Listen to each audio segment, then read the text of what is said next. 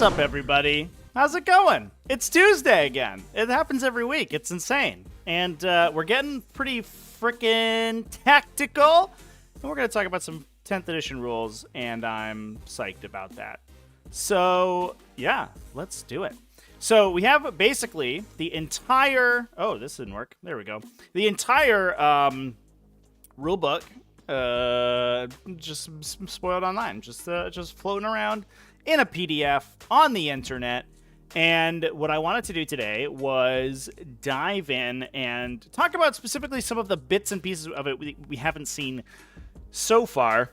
We had some open questions about what the rules are and, you know, all that kind of good stuff. And we can answer most of them now. So if you watch my video of the original spoilers that were taken by some guy in his car, and I broke all of those down, where this is basically going to be an extension of that. What I'll probably do over the next days and weeks is go through each individual section and sort of cut it down and do an actual video about it. You know, charge, fight phase, how airplanes work, terrain state, stuff like that. But otherwise, for now, we're just going to be diving in. A lot of the stuff I've reviewed sort of cursorily, but I haven't had a good chance to like dive right into it. So I will also be analyzing it in close detail for the first time.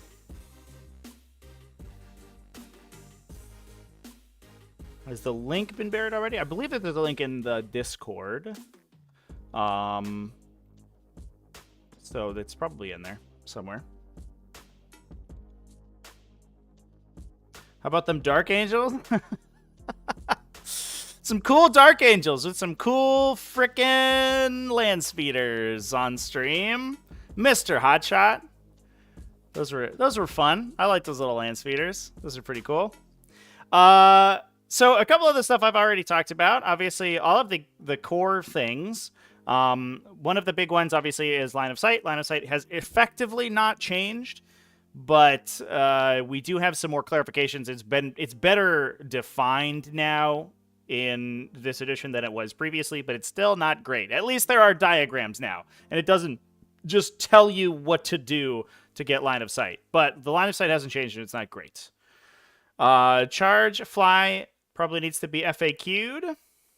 Yeah, charging and flying definitely are a little bit broken. And I believe that I've already talked about most of those. There is an issue with the charge phase right now where you it doesn't specify, it's never specified in the rulebook that you actually have to end your charge in engagement range. You just have to be base to base if you can, but if you can't, then you can go anywhere you want, which is a little bit problematic. The use cases are very narrow though, but I do think that the charge rules are probably a little bit awkward for sure. So, I don't know. There'll be some FAQs, but I think that's what we all expected, right? Like, no one went into this being like, wow, this is going to be a perfect edition, and the rulebooks are going to be perfect out of the get-go, like right out of the gate. No. Every edition, they rewrite every single rule in the rulebook for no reason, and then the ones that they do rewrite, they usually introduce typos. So it is what it is. I think part of the issue is that the cycle's super fast, so they oftentimes will, they'll probably, you know, start the development cycle like too early in the process and then not have enough time to go through the bug fixing phase. Because this is only 3 years off of 9th edition. So maybe they've worked on this for a year, but I don't know. It'll be what it is. Flies only if you want to fly up and down, but not over. Yeah, so honestly, that one is, I think, less of a problem. So let's actually go to the section that we're talking about right now. I'm actually literally going to put it on my face cam while I scroll through the entirety of the book because it's nauseating when I don't do this. Here we go. I keep clicking on the wrong one, chat. I apologize. So here's the fly abilities. The problem with fly currently is that when a model with fly starts or ends a move on a terrain feature, they measure this vertical distance, and that's pretty clear.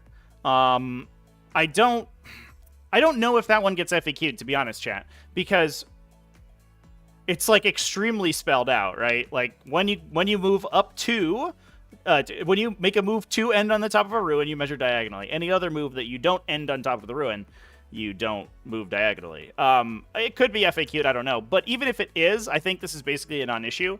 Even if it does, it doesn't actually change mechanically that much. Fly models essentially cannot go over terrain.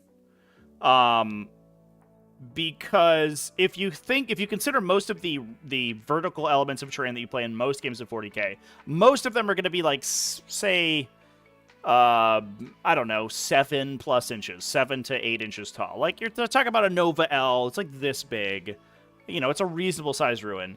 Even if you measure that diagonally, so either you would be, let me turn my telestrator on and talk about it. So either you would be like, you would have a wall, right? And either you would move like this or you would move like this.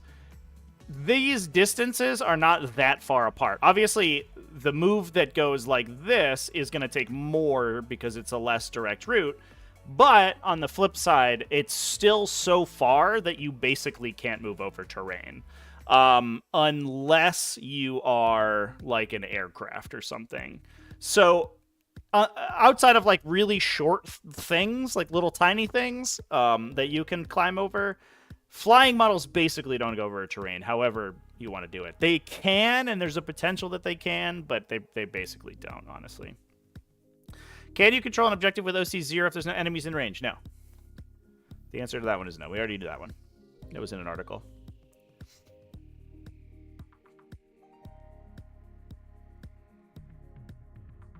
They never print with the errata?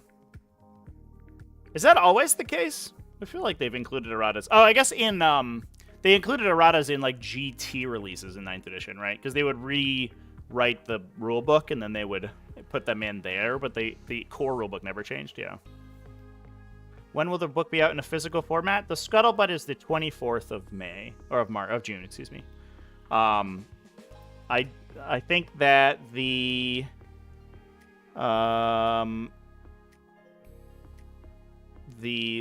rumor is that pre-orders will go live on the 10th, and the rumor is also that that's when indexes will be available to view, and then delivery on the 24th, so there'll be a 2-week period. But until then, we at least know what the rules look like.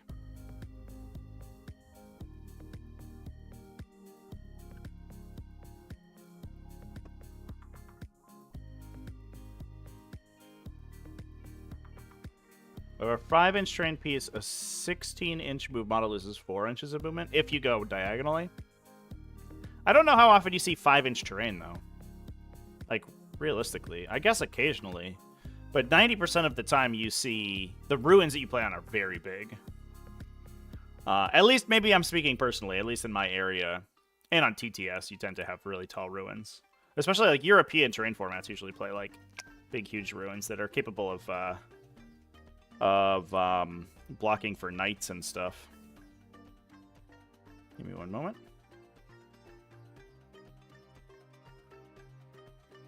All right, so let's jump through the...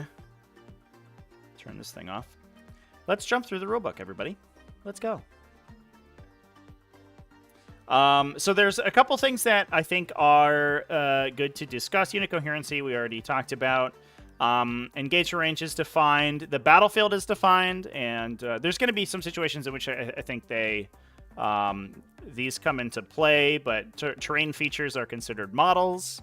Don't know how often that's going to work. That's going to matter, but that may come into play when we have to get into the nitty-gritty of some stuff. Measuring distances always goes between the closest parts of bases. This is the visibility section. You can have partial visibility if you are obstructed by something. But generally speaking, I think the times that partial visibility matters is when you're partially visible. You're partially blocked by a terrain feature.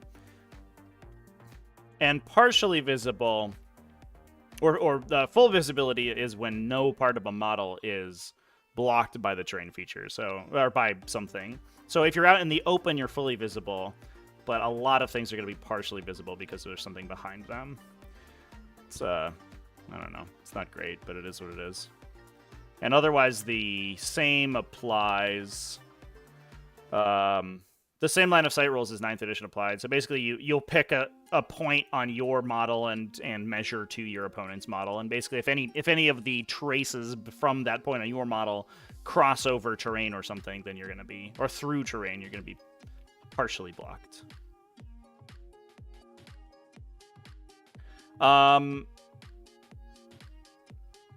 Interestingly, the roll-off rules still apply, so roll-offs always re-roll. You never have a tie in a roll-off. Dice rolls in here, sequencing in here. Now, an important part of the sequencing rules that I think I was expecting to see here that we don't is the, or at least on the timing rules, is the restriction that stratagems are always consider the actual phase, not a time being treated as a different phase. And this just came up because I mentioned in the Gene Circle video today that you can potentially use tunnel crawlers when setting up units in your opponent's movement phase. And the reason for that is that deep strikes are specifically during your movement phase. So you treat the opposing movement phase, at least by my reading so far, and this might get FAQ'd, you treat the opponent's movement phase as yours when setting that unit up. And because that stratagem can be used anytime during your own movement phase, you then use it to target the unit being set up. I think that's going to create a lot of problems, and so I kind of expect that to be changed, but that may also need an errata. So that's a little bit unfortunate because I think the timing rules are going to be problematic. Tall Ruins are 10th edition Prophet with Towering Vision and Plunging Fire. Yeah, if they have multi-levels. A lot of like novels and stuff don't allow placement on top. Is it Scuttlebug or Scuttlebutt? It's Scuttlebutt with a T. I think it's like an old nautical term. I'm sure we could figure that out, but I don't know if that's worth the discussion right now. Phases we already knew about, and we have seen most of the rules pertaining to these phases. Tunnel crawlers won't work because within 3 inches of the opponent, the blip will have been removed? No. Because you have to place one model of yours in base to base with the blip, but the rest of the unit can deploy anywhere that is allowed by Deep Strike.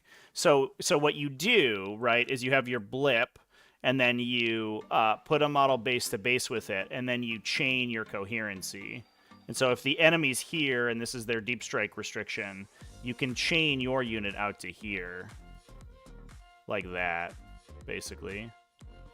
The only restriction on setting up out of ambush is that you have to have a guy base to base. It's a weird mechanic, but it is what it is. You also don't have to go base to base with the objective or with the blip marker that unit set up. You can go base to base with any blip marker that's on the table. It just gets removed as soon as you set up, so you can't reuse them, but you can switch them around if multiple things die. It's kind of crazy. It's a weird ability.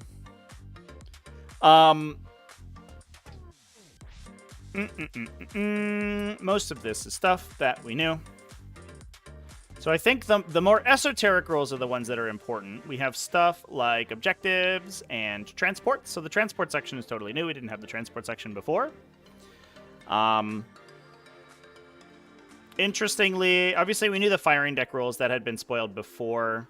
It's good to have them clarified, but it's up to X models from the embarked unit, and each of them contribute a single ranged weapon. So one thing that I hope doesn't get misconstrued is that you don't, if you have guys with, like, you know, multiple guns, right? He's got a bolt gun and a grenade launcher or whatever.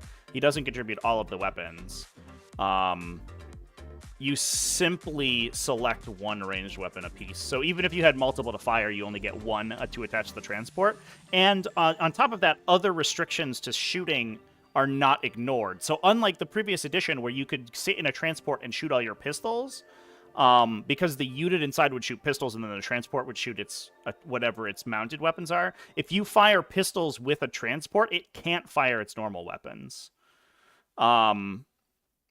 Because all it does is contribute those weapons to its data sheet for that shooting step, not let it shoot them in addition. So if it wants to select a pistol weapon, it's still prevented from selecting any other weapons. So that's like unless there's a special rule, which there may be, that's a big nerf to like Harlequins. That's like witches with like special pistols. There's going to be there's like some units that you would expect to be shooting off an open top vehicle that you can no longer do, which is kind of wild. Pretty crazy.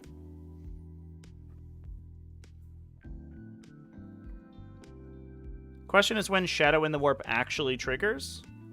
It's just during command phase, right, chat?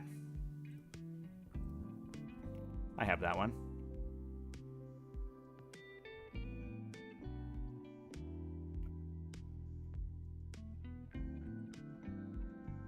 So Shadow in the Warp is either player's command phase. So if you're in your command phase, there are you resolve. So your Battle Shock step does Battle Shock stuff. You resolve all your in command phase effects before you progress to Battle Shock. So you would probably do it immediately before your opponent tests for normal Battle Shock. Then you do Battle Shock, then you go to end of command phase. I do wish, and this could also receive an FAQ, that it's like when a phase ends. I guess it does say here that it's immediately after Battle Shock. So during command phase happens pre-Battle Shock. Battle Shock happens, then you have command phase ends, so your end of command phase things trigger. I wish there was like a more clear delineation. I wish all of the phases had like 2 more steps, and one is start of phase, steps in the phase, end of phase, and then it's just easier. But because it's like an open question, a lot of people had that question. Is like, well, does scoring actually happen post Battle Shock? Because the in command phase stuff happens here, but the end of command phase happens in this other step. Kind of bizarre, but it is what it is. Does firing deck use these special rules or abilities of the embarked unit? It does not. Whatever the abilities and effects are applied to the transport come into play. The embarked unit does not use its abilities. The embarked unit is in essence not attacking because they can't be selected to shoot.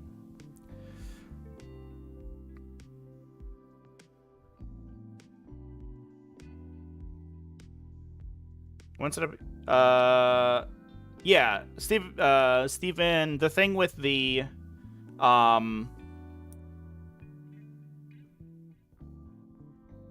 the thing is that the enemy, I'm not sure how to explain the tunnel crawlers thing for chat here. Better than I already did. So the thing is that your proximity to the enemy doesn't matter for the existence of the blip, I guess, is what I'm trying to say. Because the whole unit doesn't have to be next to the blip. The unit just has to be base to base with the blip and whatever the deep strike restriction off your opponent is.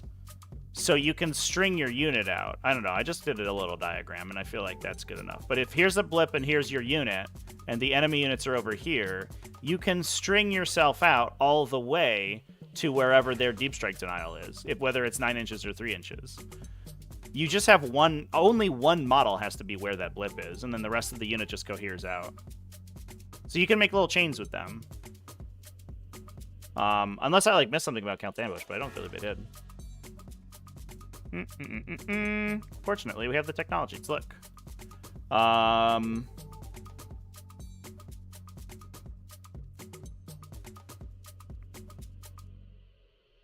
Yeah, so you just use the Deep Strike ability. One of the models is touching the Cult Ambush marker. Those are the only restrictions. So yeah. So I don't know. That's all I have to say about that. Anyway, we can move on. All right, we're talking about transports. Let's go transports. So the other things that we didn't know about transports were destroyed transports, disembarking from destroyed transports, which you did know Battle Shock to. So when you embark in a transport, every model must be within 3 inches of the transport. You can't disembark and embark in the same phase, but you can in the same turn, which is important for Venoms.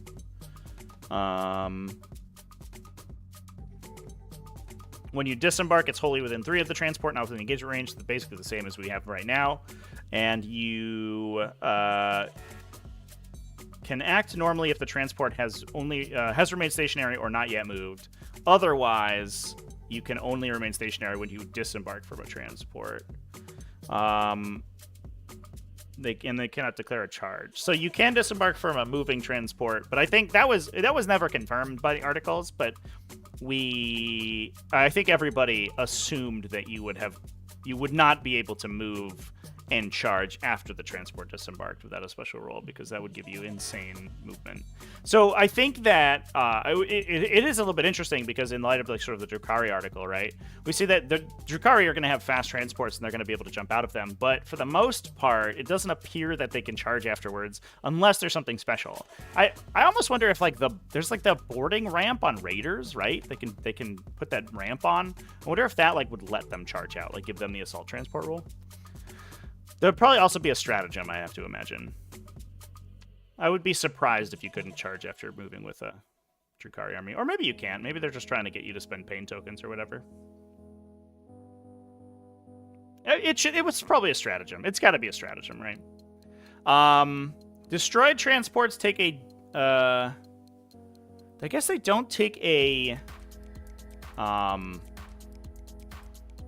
disengagement check. The one from falling back, which I kind of expected to be the same mechanic, but you just suffer mortal wounds, which as people have pointed out to me is very helpful for like characters and transports. Even if you have 1 or 2 models in a character unit, you can't just roll and then lose the entire unit by accident to rolling a bunch of 1s, because each one only affects mortal wounds. So if you have a multi-wound character, they cannot die from disembarking from a transport, which was a real problem in 9th edition, where you would put a character in a transport and you had to embark someone else, so that if you rolled a 1 to disembark the transport when it was destroyed, you wouldn't lose the expensive character. That was like a problem with Ghazghkull a lot. Ghazghkull had a 1 in 6 chance of just dying if his battle wagon blew up, which was like kind of weird. Can you embark and disembark in the same turn? I don't believe so.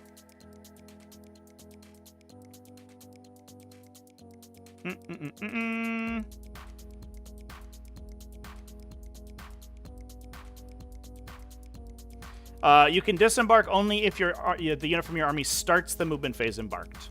So you cannot embark and then also disembark in the same phase. Done. I guess it is interesting. You can only disembark if the unit starts your movement phase embarked. I wonder if there are ways to disembark without the transport being blown up out of phase, and that has weird repercussions for him. I doubt it. Emergency disembarkation is just an ability now. It's no longer a stratagem, but it gives you mortal wounds on 1 to 3 instead of just a 1.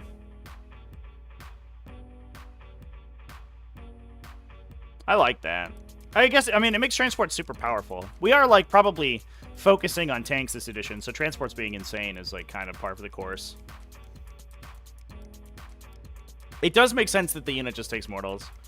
Models dying was always kind of weird, but it means that it's almost like I like the mechanic. It feels a little bit better conceptually, because the transport like rolls to explode, right? But it's almost like, and it was always weird that the unit embarked wouldn't suffer the explosion if the vehicle exploded, but it's almost like it always explodes if you're disembarking, right? Because you're most likely going to be taking mortals.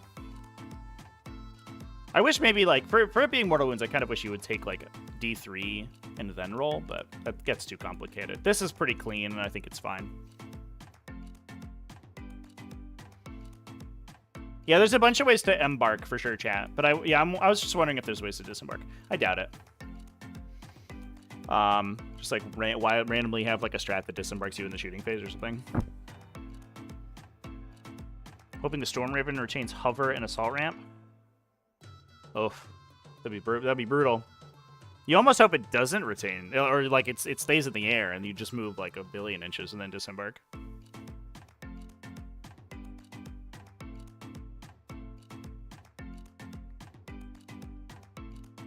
You cannot take the wounds on characters that are attached to the unit, I believe, chat.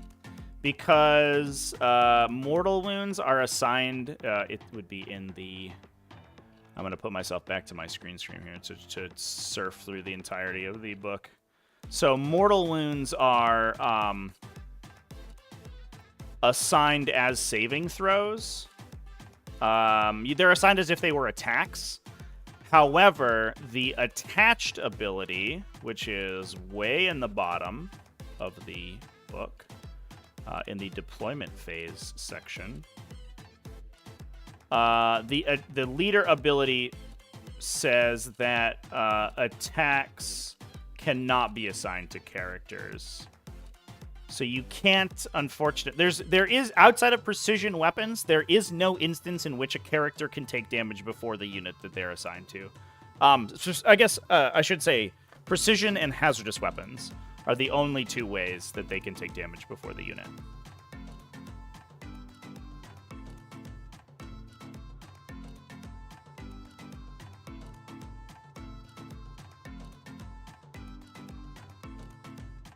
Oh, I guess that is true, chap. If you were to put a Storm Raven in air, it would wait. And I guess it is an open question whether or not a unit can disembark after a vehicle reserves.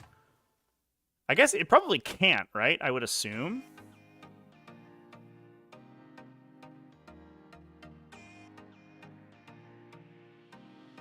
When does disembarking happen?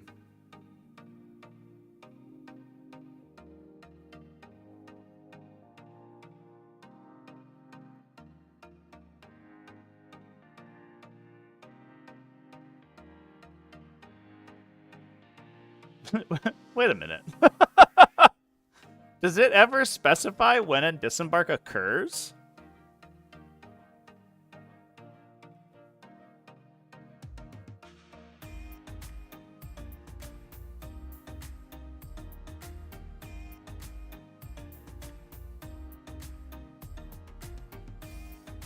Oh, in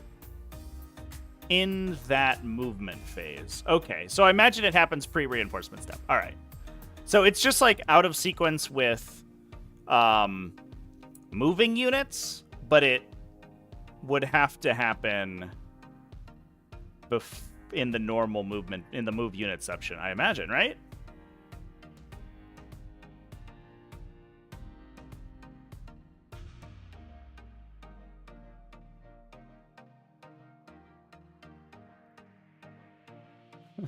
Hold up. So does it have does the movement phase have the same like clause as the command phase, where in movement phase stuff happens in step 1?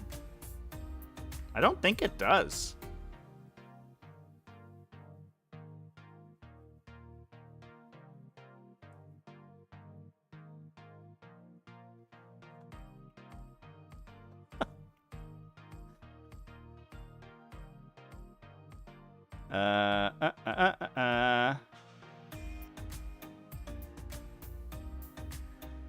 If you have any reserve units in your army, you can select one or more of them and set them up on the battlefield one at a time. Once all your reserves units you wish to set up have been set up, your movement phase ends.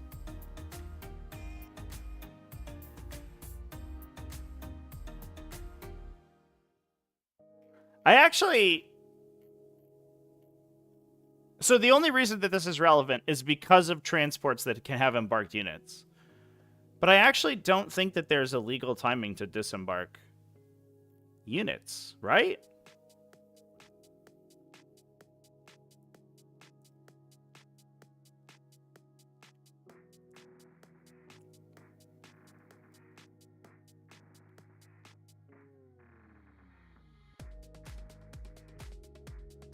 It doesn't say when this happens. If it didn't say, it wouldn't matter, right? Because it would be clear that you would do it sometime in a round when you move units. But because there's an open question of whether or not you can disembark in your movement phase during the reinforcement step, then maybe the reinforcements thing says that you can't disembark somewhere?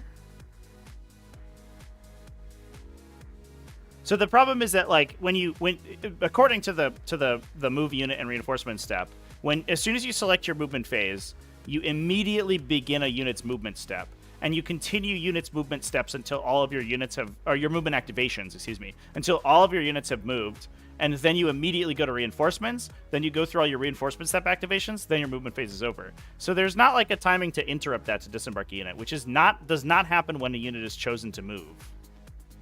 As far as I can see. So, I mean, I think that the implication is that you can just do that anytime in your movement phase. So you can deep strike a vehicle and then disembark, right? I assume. That that's supposed to happen. Because it just says in movement phase.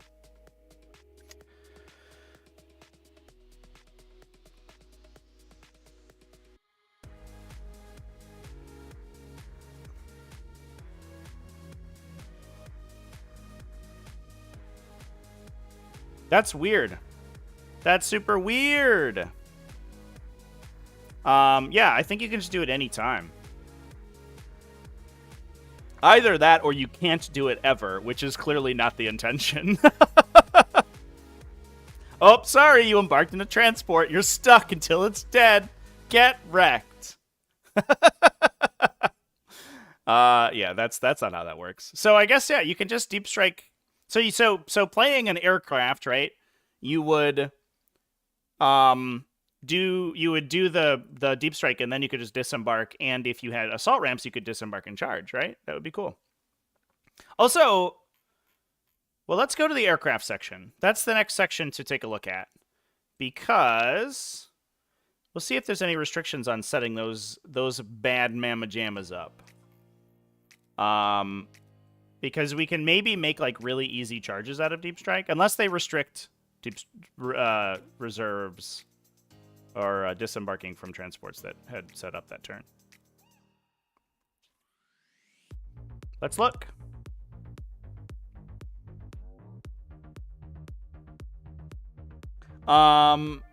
So one thing I like about aircraft, just to talk about it real quick, and this is totally new rules. This is stuff that we did not see before this leak came out, and was never indicated in any of the articles. I feel like I'm so low on my camera. Let's fix that. If you have the hover ability, you choose that in the declare battle formation step. So that's the beginning of the game when you do reserves and transports. Hover then makes you no longer an aircraft. You lose the keyword, which means you lose the ability to see through ruins, the effect where people see you through ruins. So you can like suddenly you go on the ground and people can't see you anymore. So cool. You get a move characteristic of 20, and you don't have to like make 90-degree pivots and all that stuff.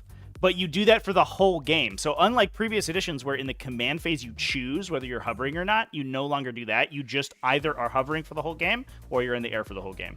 And that is really cool. It basically means that hover vehicles have like two modes they have like two separate data sheets that have different abilities on them effectively. And I almost wonder if like units will have different like abilities that trigger whether they're hovering or not.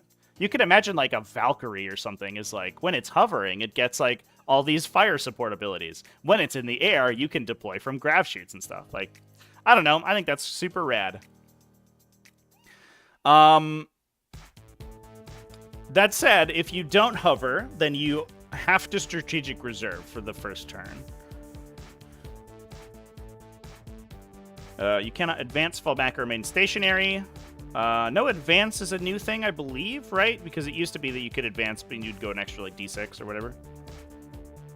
Or some things added 20 to their movement, I remember. It doesn't matter if it's in engagement range. It must move straight forward, a minimum of 20 inches. Now, somebody had a question in my Discord earlier about this. About how that if it is impacted by moving over terrain, like the new fly rules are, and the answer is that it's not. It uses the same. This is an annoying highlight thing. It uses the same. I'll just do this. The same minimum movement rules that Flyers did in 9th edition. So it checks the origin point of your base, right? and then it measures 20 to wherever you end. It doesn't measure the path in between. So if you move 1,000,000 inches going over terrain, and you're like, well, actually, I had to move over a 10-inch wall, so I actually only moved like 12 inches. That means you have not yet moved your minimum movement. Your minimum movement, the straight line between the start position and the end position, has to be at least 20 inches. That's how minimum movement works in the last 3 editions of the game, in fact, which is something that catches out a lot of people. They think that if they have a pivoting aircraft and they move like 10 and then pivot 90 degrees and then move 10 more, so you start at the position, you go 10, 10, end. This is not 20, even though this is. You actually have to keep going until that line is 20. That went right off the screen, and nobody saw that, but it was a glorious example. I'm going to redraw it. Start position, move, pivot, move, end position. This is less than 20 inches. This is 20 inches.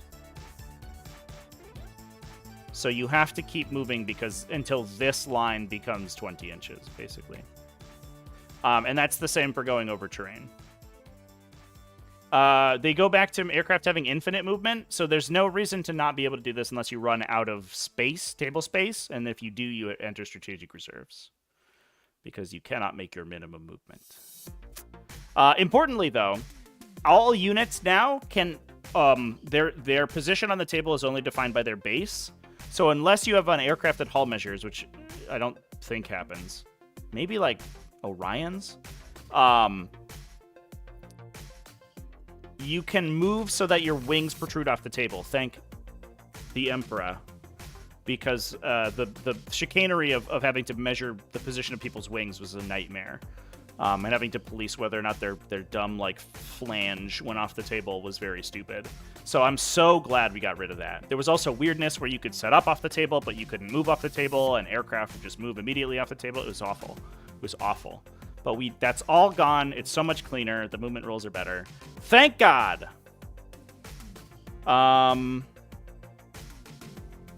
You can move over enemy aircraft models. Very nice. Cannot end within engagement range of them. Fair enough. Cannot declare a charge. And you're only eligible to fight if one or more enemy units that can fly. If it is within engagement range of one or more enemy units that can fly. You can't make pylon or consolidations. And you are ignored for the purposes of being the closest model. So interestingly, I think for something, unless there are special rules, which we might see on like Helldrakes, right?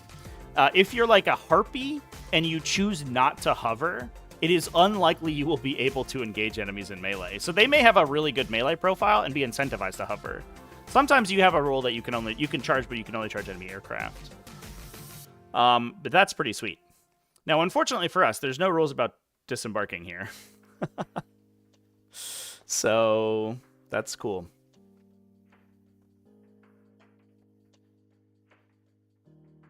Yeah, I mean, these aircraft rules are really cool, chat. 100%. I love it. Hover, yeah. So hover, importantly, because hover removes the aircraft keyword, it also removes all of this rules text. All of this goes away for units that hover. You just become a move 20 flying ground unit. So you don't have to go into reserve. You don't go into strategic reserve if you go off the table. You no longer have a minimum move. You no longer have to pivot when you move. But you also don't have an unlimited move. So you do have to measure going over terrain.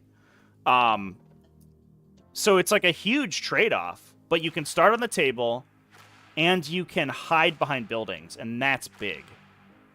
Very cool.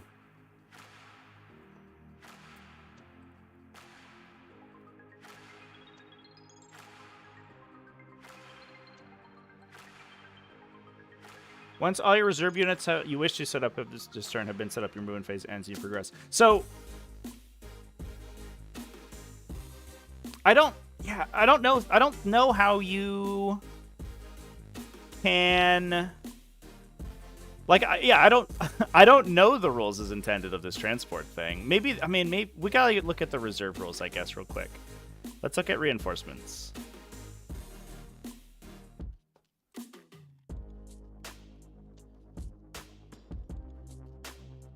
Oh, great. They're worthless. Can't set up within 6 inches of stuff and 9 inches of enemies. Okay. This is all strategic reserves. The combined points value of all those you wish to include in strategic reserves, including those embarked in a transport, can't exceed 25%.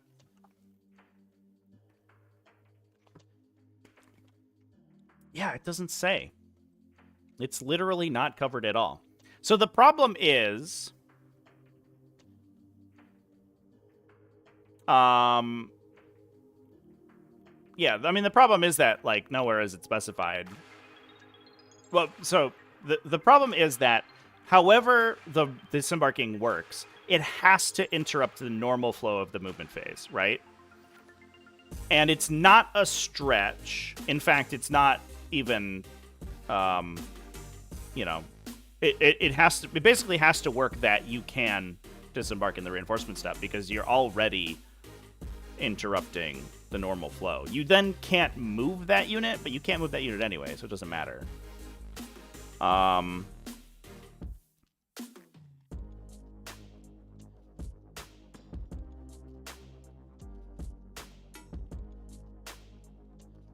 disembarking unit cannot choose to remain stationary.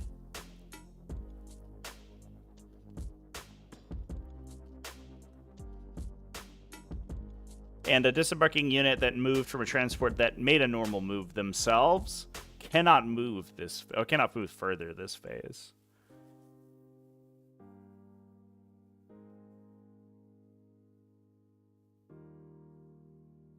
Hold up. Wait a minute. Units that disembark from a transport model that has remained stationary this phase or has not yet made a normal move, advance, or fall back can act normally, move, advance, shoot, declare a charge. Such a disembarking unit cannot choose to remain stationary. So when you disembark a transport, when you disembark a stationary transport, you cannot remain stationary. When you disembark a transport that moved, you cannot move further. Oh, you count as having made a normal move. Just kidding. Okay. It read for a second like you could disembark a transport that moved and then declare to remain stationary, but it considers you to have made a normal move. So I imagine that that unit has already been considered to be selected to move and just chose normal move. But so regardless of what step that happens in, that disembark happens in, the unit has already is already acting as having been selected to move, and you're already having to disrupt the normal operation of the movement phase. So it's not like really a stretch to consider that it happens in reinforcements. So either way, I think it just needs an errata. However they want you to do it, I think they just need to specify somewhere. Good stuff.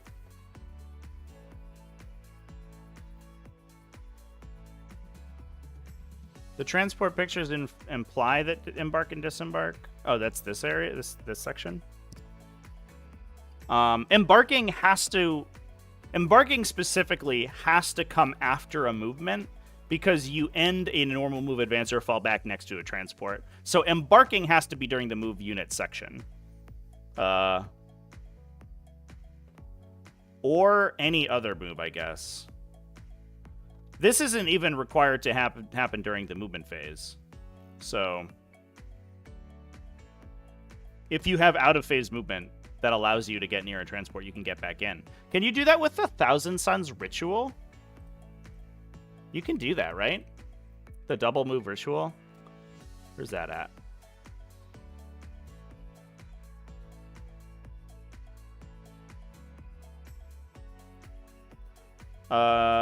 Start of your shooting phase, you can make a normal move, non-eligible. Oh, I guess, so you can't use that to shoot and scoot, so it doesn't really do anything for you. It would let you disembark a transport and then move twice and embark in a different transport, I guess. I don't know. That doesn't, it's not very useful. Technically usable, but not very useful, I guess. To use the shooting phase movement to embark in another transport. Yeah, whatever. Not interesting.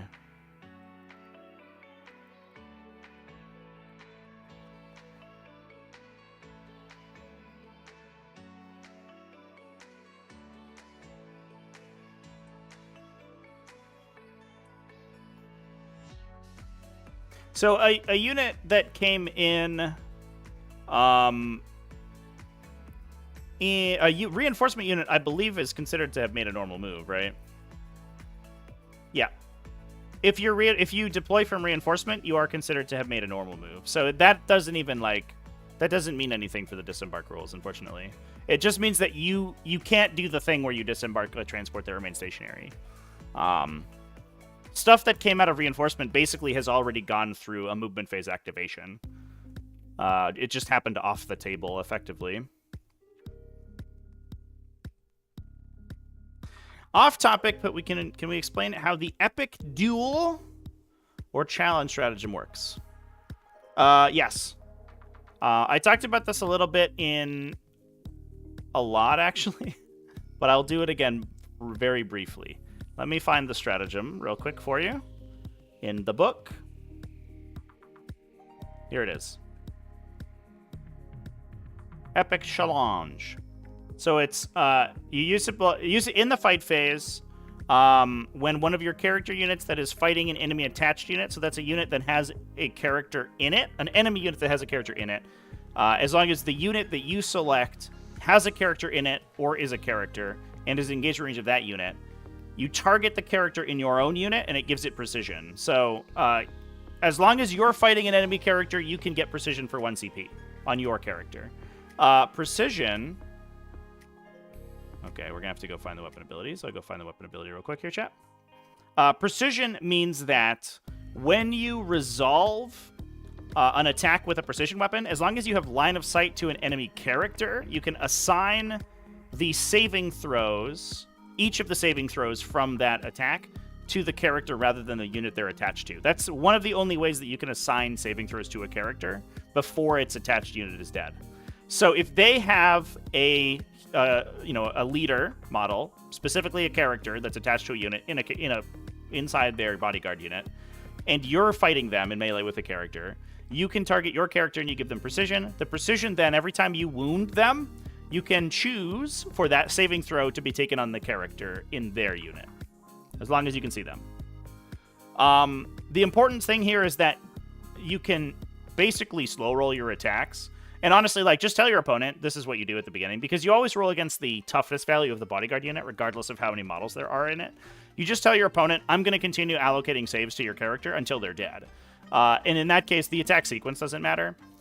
So they would just take saves on the character until they've been killed, and then the excess attacks are going to go back to the regular unit, because it's your choice whether they go to the character, so you'll just choose subsequent attacks not to go to them. I guess kind of hilariously, you can also just punch the character one time and then send the rest of the saves to the regular unit. The only time that matters is if you have a multi-model character unit in your opponent's unit. So a good example is Ghazghkull and Makari. You can use precision to punch Ghazghkull, make him take a wound, and then keep swinging. They can't allocate saves to Makari, and as soon as the bodyguard unit's dead, they have to allocate saves to someone who is wounded in the unit, so they have to then allocate saves to Ghazghkull. So you just bypass Makari saves entirely. That's the chicanery right there. That's the secret sauce.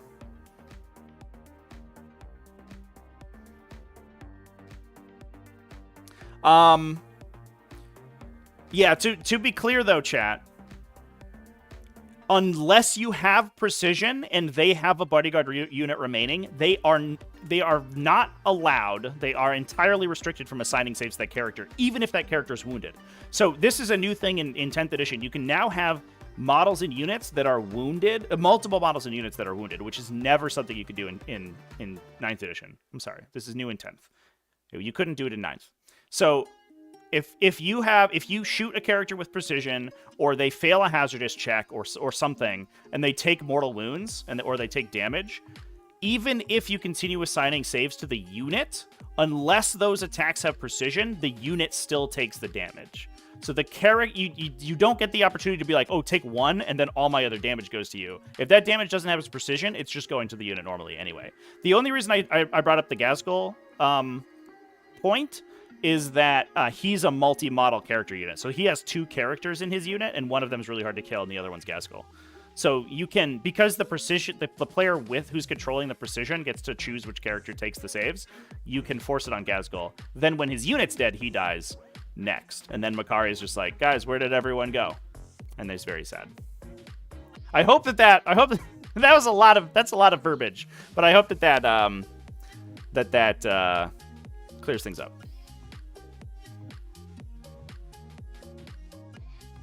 Yeah, we can even, just to clear up things for chat here, can even go back to the character rule, and I can point out to you where it says that.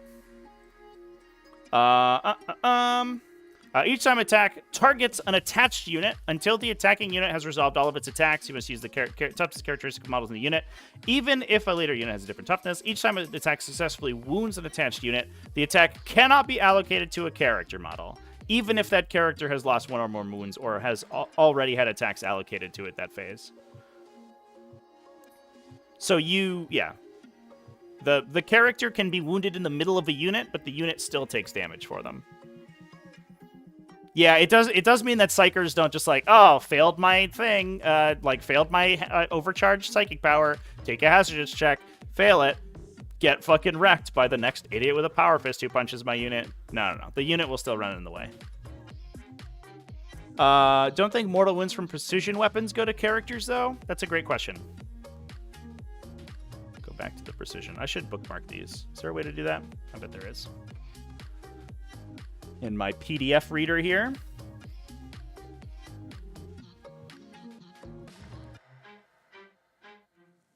I actually just have this as a separate thing.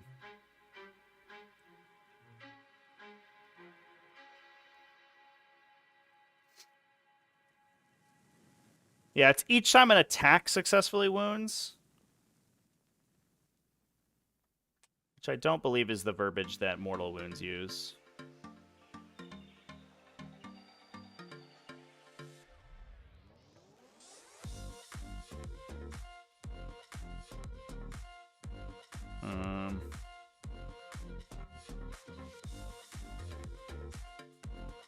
Do not make a wound roll, just allocate it as you would any other attack and inflict damage to a model.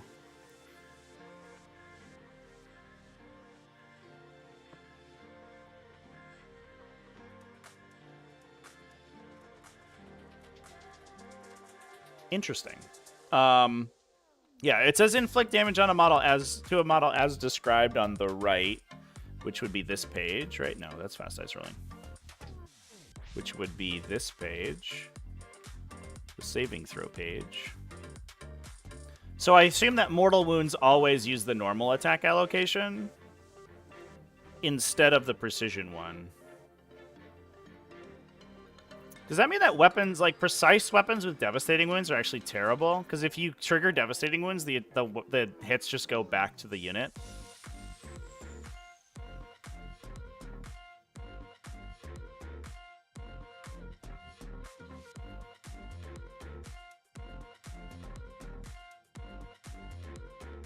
Yeah, because precision triggers when you wound an attached unit. What does devastating wound say?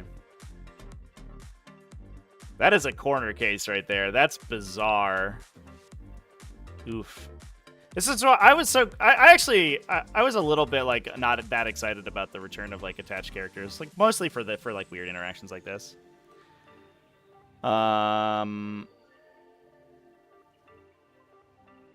Each time an attack is made with a with such a weapon, a devastating wounds weapon, a critical wound inflicts a number of mortal wounds on the target equal to the damage characteristic of the weapon.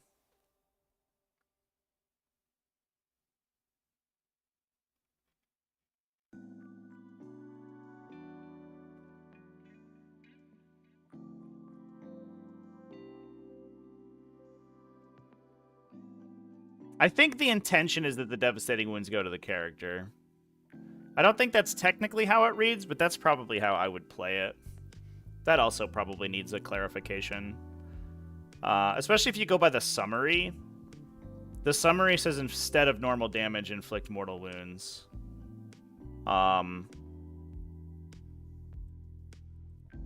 So I think that's... I don't think that's rules as written, but it's most likely rules as intended. The return of independent characters are the only great is only a great thing for 40k. Like, a character's attaching to units? Nah, it's not great. I think there's actually going to be really weird things. This is something I brought up on stream yesterday, but I didn't bring it up on the True Line of Sight video I released yesterday. So we have units like Hive Tyrants and Gaskell, right? These like big monsters that are attaching into units that are smaller than they are. And one thing that's gonna happen, I guarantee it's gonna happen, is that those characters are gonna have a harder time hiding out of line of sight. So you can imagine like one of those little 3-inch tall crates. That's not gonna hide Gaskell, but it will hide a unit of Orc Boys. One thing that's certainly gonna happen is that Gaskell's gonna protrude over that. He's gonna get shot, and his entire unit of Orc Boys is gonna die. Because he's attached to that unit, and even though he's the only model in line of sight, you physically cannot assign saves to him. So you have to assign saves to the unit, and you're going to kill them. I actually think characters attaching to a unit is a literal disaster. It's like cool and fun, and it probably cleans up like the balance of the game because they can focus buffs more particularly. But there's going to be these corner cases that happen where the game just devolves, and I think that those are two good examples of them.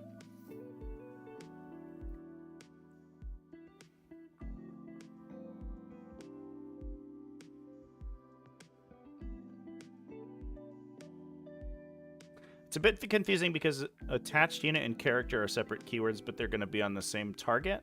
So attached unit isn't a keyword. It is a term that's used to reference a unit that has a leader in it.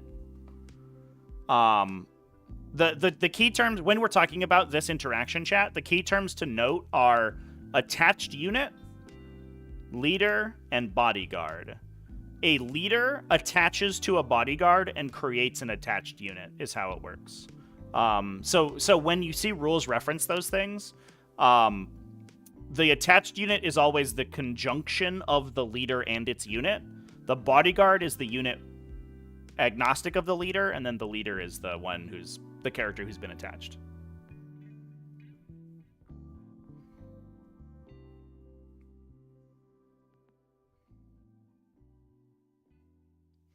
Why would you want your tyrants attached to a unit? Because they, I'm kind of prognosticating a little bit, but I think that Hive Tyrants, Swarmlord we saw has the leader keyword. It's most likely that the only unit he's legal to join is Tyrant Guard, and that's the only way he survives like a single turn on the table. that little dude with 10 wounds is not going to survive very long if he doesn't have a bunch of guys hiding him. But like a winged Hive Tyrant, right? Like, can't hide behind a wall and jump over anymore, right? Because it has to go vertically. And it's like 12 inches tall. So you put that guy in a unit Tyrant Guard, and anything can shoot that unit now, and anything can kill this Tyrant Guard, because he can't hide, and he can't stand behind the terrain. He has to stand out in front. So it's going to be kind of a nightmare. I don't know.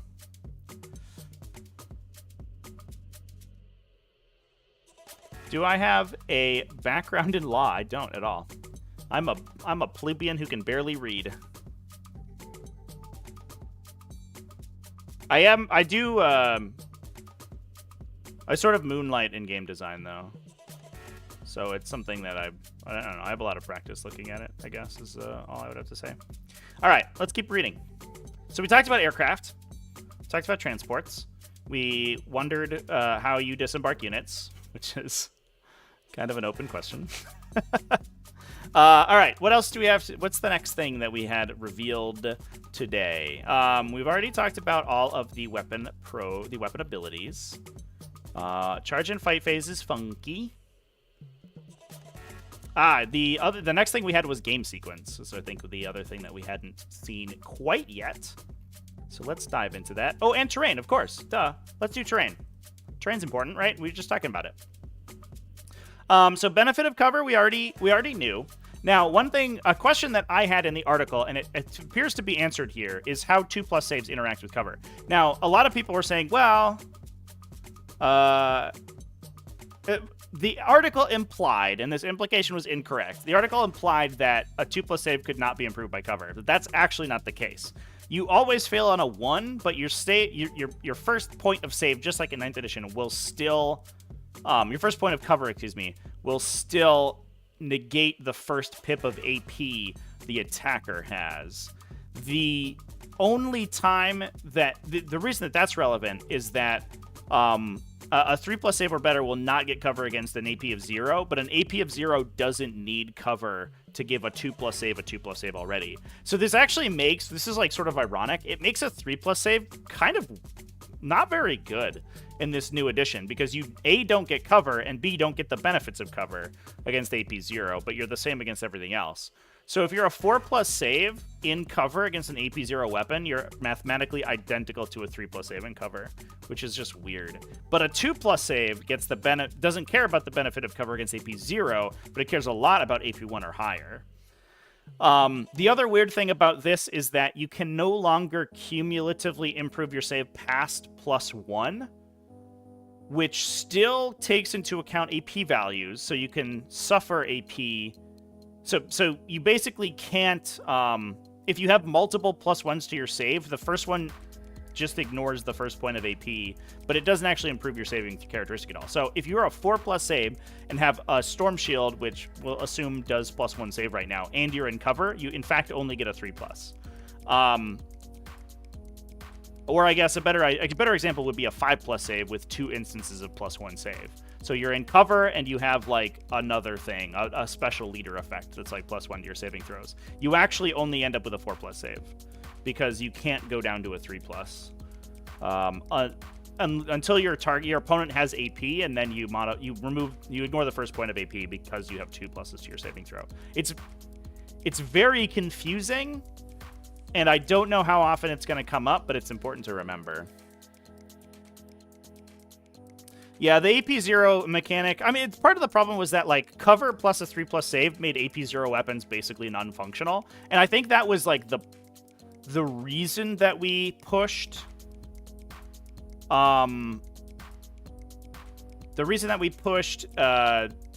AP so heavily in 9th edition was that if you were AP 0, you couldn't deal damage to most of the armies in the game. It was just, like, impossible. Like, an auto gun or a las gun shooting at a Space Marine was a 5 to wound into a 2+ save. So you needed 3 hits to wound once, and then 6 of those to do 1 damage on average. So you needed to shoot and hit 18 las gun shots to convert to 1 wound. Which was just, like, not a functional... like conversion, right? You would just waste time shooting lasguns at people. The problem was that I think that the 2+ save in cover is still too strong, and because they were like, well, we reduced this cover save interaction so we can reduce AP of everyone and it won't be as bad. Except that now you're like cap at AP 1 or 2, and a 2+ save in cover still saves on a 3. So you're just sort of compounding like this Terminator effect that you had in 9th edition. And I don't know if that's great. I kind of wish that cover, if you accepted the benefit of cover, your save was restricted to a 3+. So either you could be a 2+ save against, you could be a 2+ save against AP 1, you would be on a 3 still. A 2+ save against AP 0 would still be a 2, but as soon as your opponent had AP, you would bounce back. That's what I hope. That's what I wish it would do.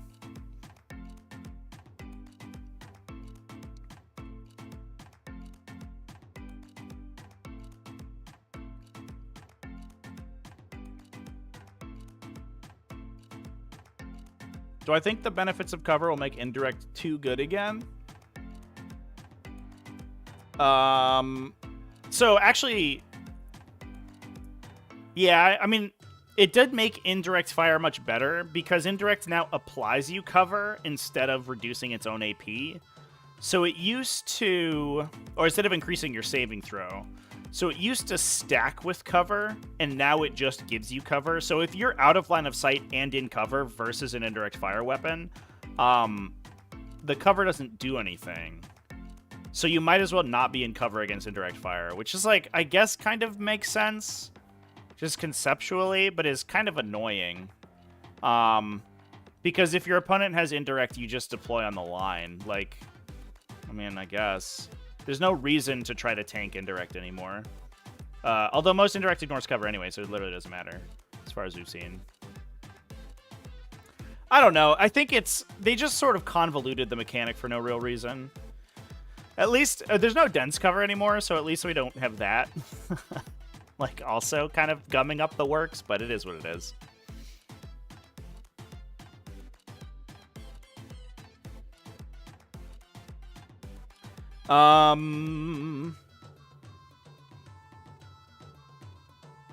Yeah, cover not affecting its own, like, affecting characteristics, or indirect fire, excuse me, not affecting characteristics is going to be brutal. It can, yeah. Although, to be fair, there's less -1 to hit effects to begin with, and I imagine there will also be less +1 to hit effects. So I think outside of, like, Astra Militarum, it gets +1 to hit out the wazoo, I don't think you're going to be in this, like, well, I've got, like, I don't know, a psychic power on me and dense cover and indirect fire, so you're, like, -3 and +1, so you're actually -2 still. So you're, like, hitting on a 5. I don't, like, you're not going to get into that situation, I expect, because there'll be less roll modifiers. But it not being a characteristic modifier means it doesn't stack with any roll modifiers that you might have, and that is a big deal for sure. Anyway, let's move. So craters and rubble, this is like normal area terrain. Importantly, there are no difficult terrain effects, right? So like, if the terrain you're talking about is 2 inches tall, so you can move over it freely, or less than 2 inches tall, there's nothing slowing you down for movement. So we're no longer dealing with these forests that are going to make you slower. I believe the forests don't do that either, right? Yeah, they just don't do anything. Another thing that we should discuss, though, is that most of the cover mechanics affect you when you are wholly within the area of the terrain. So that's a big change. You can't get cover touching the terrain. So in this instance, only these 3 models would be benefiting from cover right now, even if the other guys are towed their base into it, which does make cover make a lot more sense. But I do think it means that you can't carry over 9th edition layouts to 10th edition because a lot of terrain was constructed assuming that you could get cover on very slim bases, which you can no longer do. So that's a big change. Barricades and fuel pipes give you a 2-inch engagement range. They basically have the defense line trait that you had previously, where you could swing 2 inches across them. But the weird thing about them is that they don't count you as in base to base, and they make it very difficult for you to base opponents. So you can like bounce around them really easily, and they also they don't extend the extended engagement, the chained engagement that you had. So like right now it's you can fight if you're base to base with someone who's base to base with someone else. But because you're now 2 inches away and you're also probably not basing because there's a thing in the way, it means you can basically never fight it on 2 ranks, which you kind of could in the previous edition. Kind of weird. Because you could get half-inch with somebody across the terrain feature, but you can't anymore, really. Because you can't base them. That said, you're swinging 2 inches, so like maybe it's fine. If you're base with your own guy, like maybe you can swing through them. I don't know. It's kind of whatever. These terrain features don't get used very often, so it doesn't really make sense. You get the benefit of cover if you're wholly within 3 inches of the terrain feature and you are behind it, so you're not visible. Not fully visible to every model in the attacking unit. Which is pretty... I think this is a clean way to denote cover, but it does mean that you're going to get cover a lot from these things. Because even if there's one dude who is like partially like who's just sort of past the lip, right? There's like one guy who's like around this corner, and so he doesn't have full visibility to this guy, which means that this entire unit of Chaos Space Marines get cover. And I think there's going to be some edge cases like that are very weird, but it's much cleaner than like the determine from every model and then like roll separately, which is the previous obstacle rules.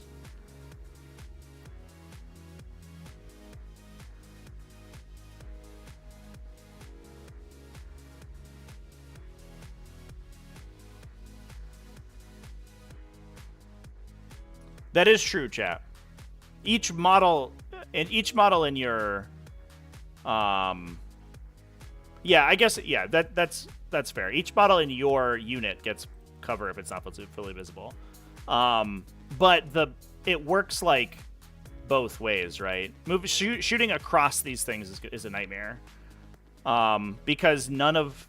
I guess I explained that kind of poorly. None of... If we were looking at this situation, right?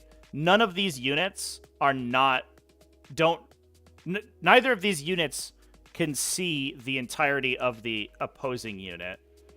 So your entire unit will get saves against them because of this thing. Besides, yeah, not even this guy, because there's guys on the other side of it. So, it's like, I don't know. That's one of the reasons that this obstacle terrain cover, like, mechanics don't really get used. One of the most interesting ones is, like, trying to resolve heavy cover from obstacles in 9th edition. Because you would have a similar thing happen where, like, well... This guy is on this side of the obstacle, but this guy's on this side of the obstacle, which means to this half of the unit, this guy has cover, but to this half of the unit, the other guy has cover. And this is a little bit cleaner than that, but not much so. Do camo cloaks not give +2 save anymore? We don't know what camo cloaks do, as far as I know. They will most likely not give +2 save, but they may. Or they'll just reduce AP values, or they'll give you stealth.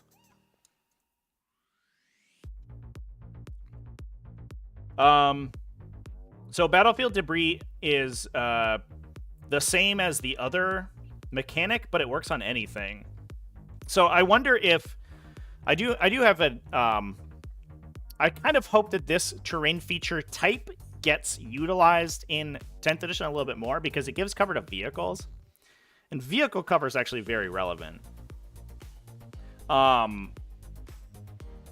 Unless we don't want vehicles to be as hard to kill as they are, but in which case, get rid of them.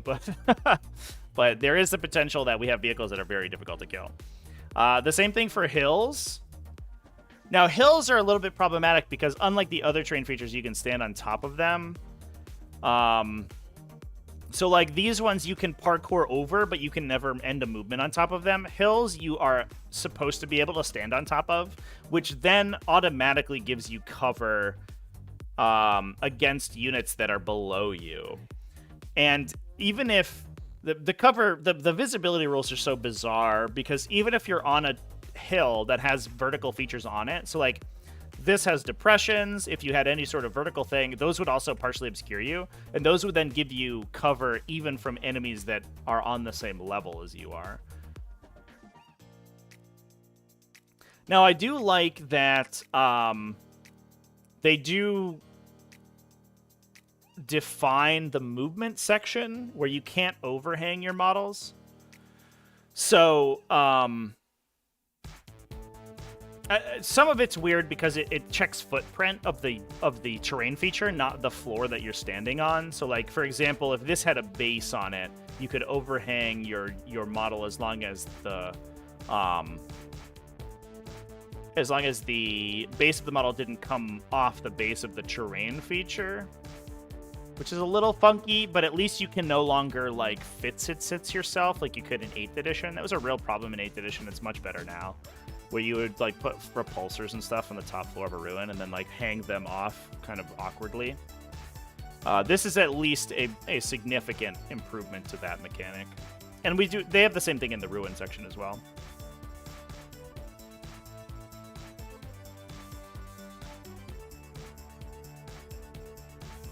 Yeah, chat. No jumping up the ruins. As long as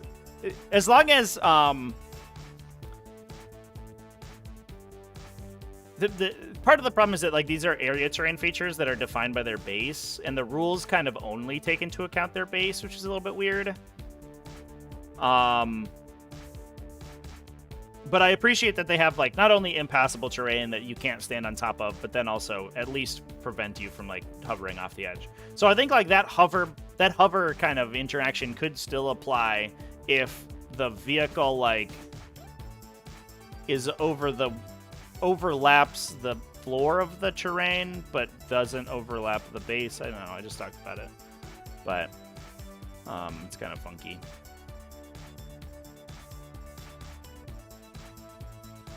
So the forest rules, I believe that we already saw in the article, basically considers you in cover, or it considers you partially visible if you draw line of sight through the woods. and grants benefit of cover. So it's like it gives cover intervening, which is fine. It's a cleaner rule than the dense cover rule, but it is still a little bit weird. I kind of wish they just gave them line of sight blocking, honestly. I don't know why like a building with a bunch of windows in it blocks line of sight more than like a tangled undergrowth, but I don't know, it is what it is. But importantly, again, you can move through these and there's no difficult terrain rules. I think that the difficult terrain is going to be the fact that these are no longer breachable. So even your infantry models have to make moves around the forest. And then even flyers and stuff are going to have to like make movements around. So the forests are going to be kind of difficult to move through, even for infantry, because they lack that breachable mechanic.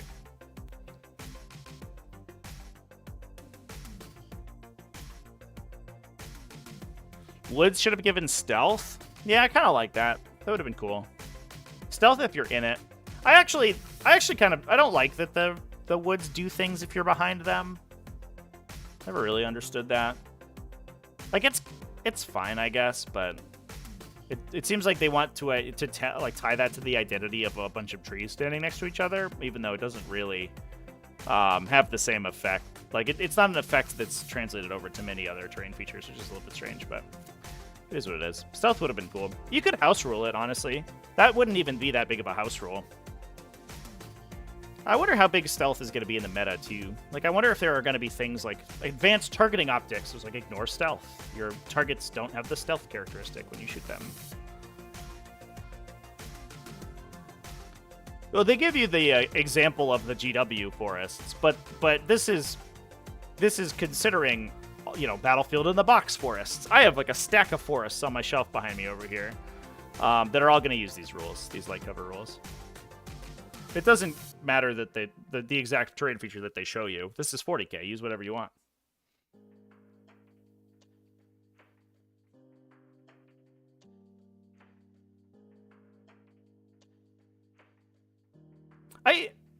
I think that the movement modifiers were it definitely feels like it's a little bit of like a flavor fail, right? That there's like terrain that can be physically difficult to traverse but doesn't do anything.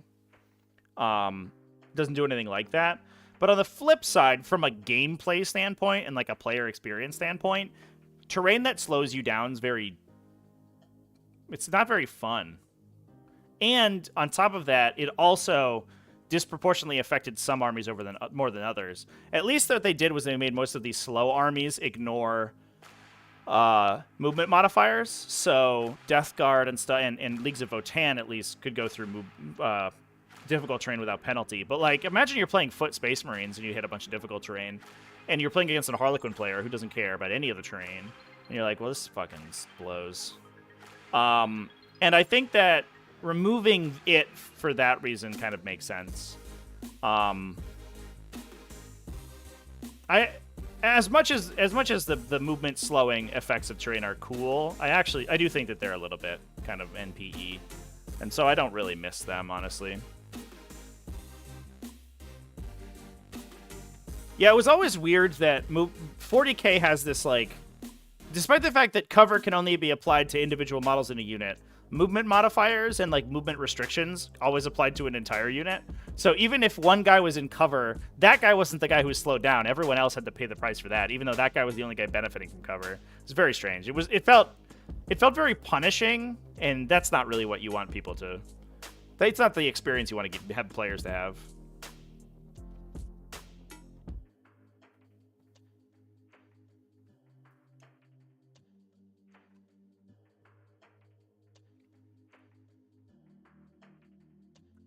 Anyway, we'll talk about ruins. The most important terrain feature in Warhammer 40,000.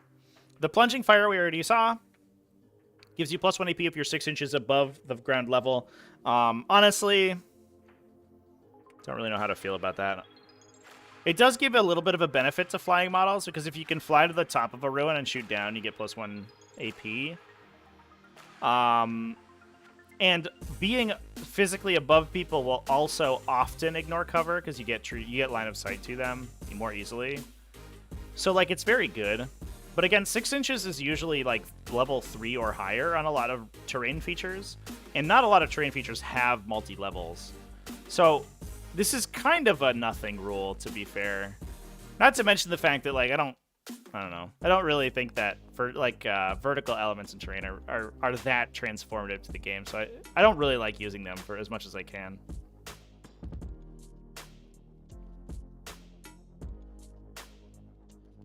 Yeah, the movement modifier is only applying to the model. Should have been how it worked in 9th, but they never got there.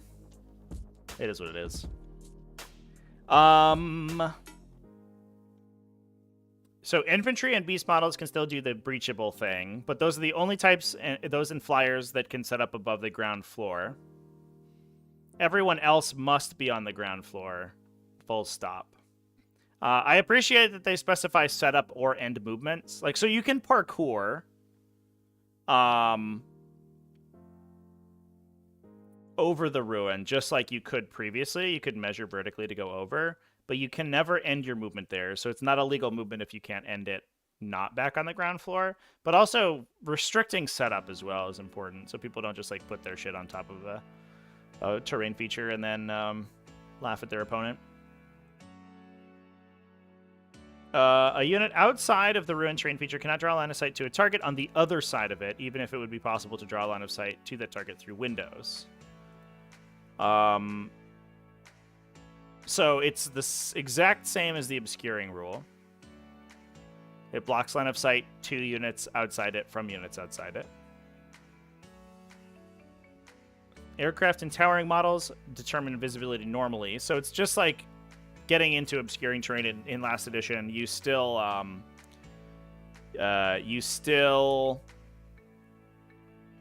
have to have true line of sight. So you opaque walls and things will still block you, and you can see into it normally. Benefits of cover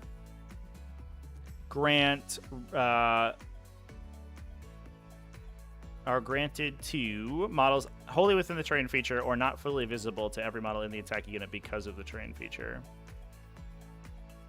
So they also affect vehicles too. I guess that is very new. That's actually, dang, okay.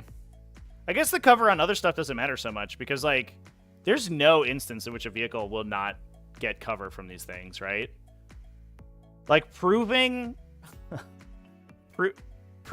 not fully, like, not full visibility to a unit, to, like, a big-ass unit because of a little ruin is going to be insane.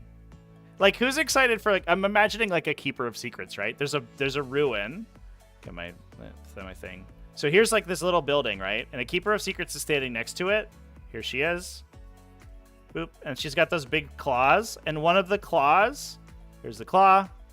Here's the other claw, is, like, poked behind this building, right? Like, right here.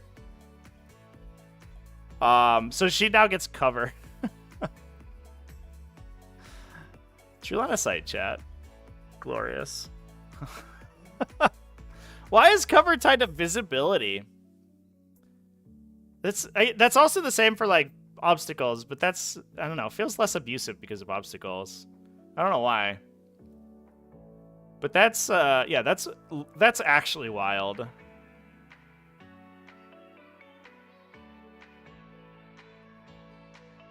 Yeah. How that works with the true line of sight blocking is weird too. So if you're on, like, a US Open ruin, right, which is a big square that's obscuring and has, like, a little ruin in the middle.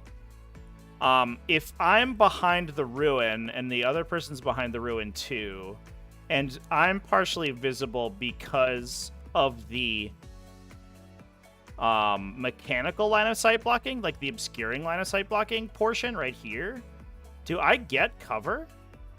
Or is that only for determining whether or not I am visible at all?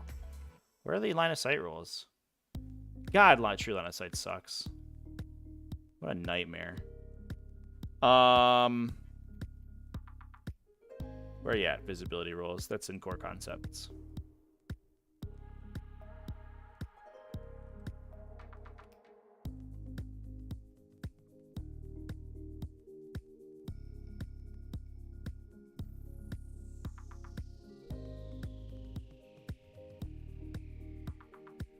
every part of another model that is facing the observing model and can be seen from any part of the observing model, then the other model is said to be fully visible.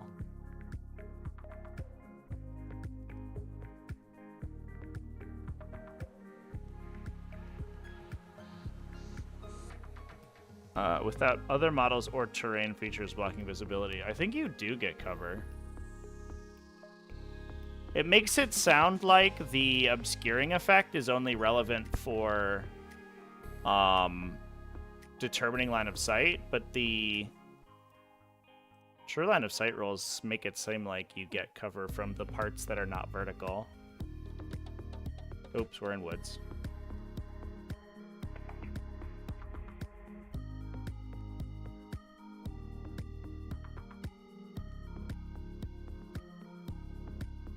If one person can't be seen, the squad gets cover. If one person can't be seen, that model gets cover from the other squad. You check to the defending model, basically.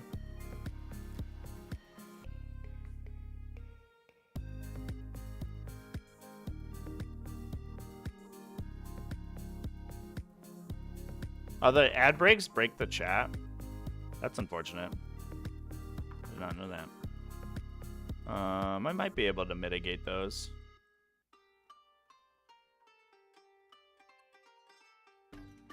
That's weird that they would. I guess it sends you to a different video. That's bizarre.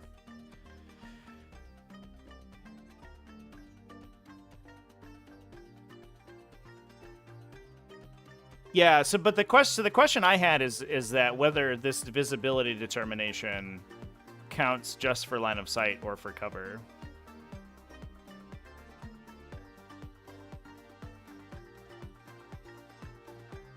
But I imagine that it does. Like you have to trace line of sight to the entirety of the target model in order to determine full visibility, and the lines of sight that cross over the terrain feature cannot be drawn, right? So you just that's line of sight blocked. It's basically just an opaque wall that's infinitely tall. Ugh. Jesus Christ.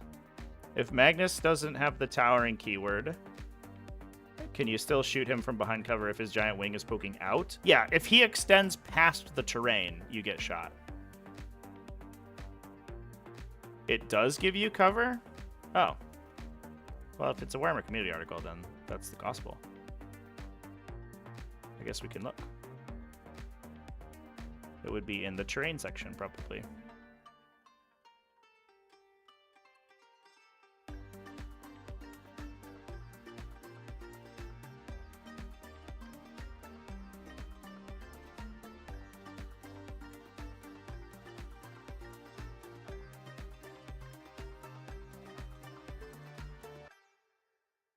I don't know if they said that, chat.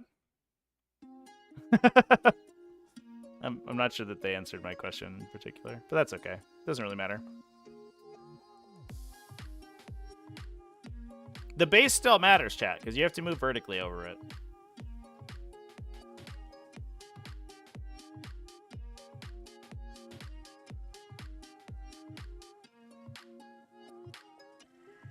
Can you claim cover from dice? No. Fortunately, at least they made the good decision of determining of specifying that visibility has to be blocked because of the terrain feature. That was a real problem in 8th edition, where the amount of visibility that the attacker had to you and your benefit of cover from it were like two separate things. So if you touch terrain and were 50% obscured from an attacker, you got cover. It didn't matter if the terrain was what was obscuring you, which is very dumb. But now it does. Thank goodness they made that change. They are learning robots. Yeah. Well, I'm going to assume that you get cover. It's just weird because I think they overspecified and they made it sound like it doesn't. But I think that you do. Now, they give some example of battlefields that are mostly garbage.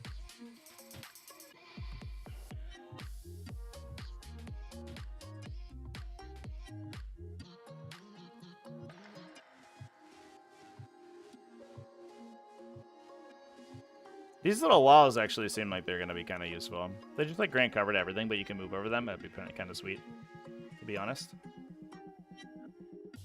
Here's hoping 11th gets rid of true line of sight.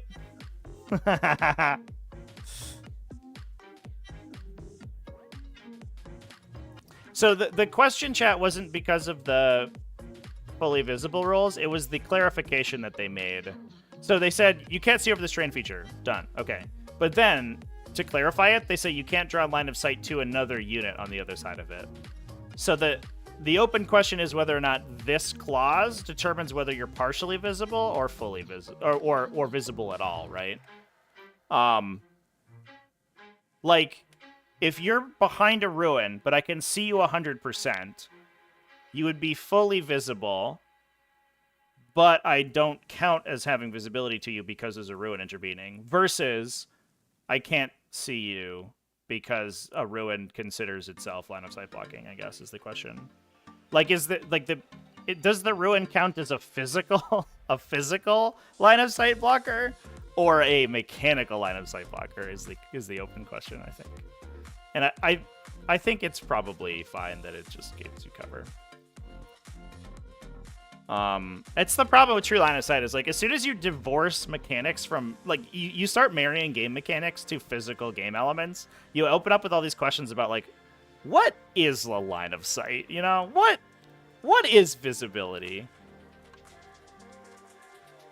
Very annoying.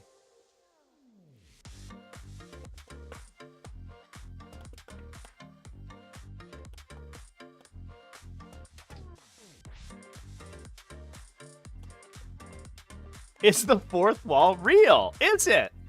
Is it real? All right, we talked about aircraft. We had not talked about the battle sequence. So this is amazing. They have a sequence to army mustering. This is never something that they had before. This gets me a little excited, chat. Because they would always be like, all right, do all the muster your army stuff all together in one pot. But the question was always like, and there was an open one, especially in Arcs of Omen, right? Because they gave you extra slots for things that were characters, and then you had the stratagems that made things characters.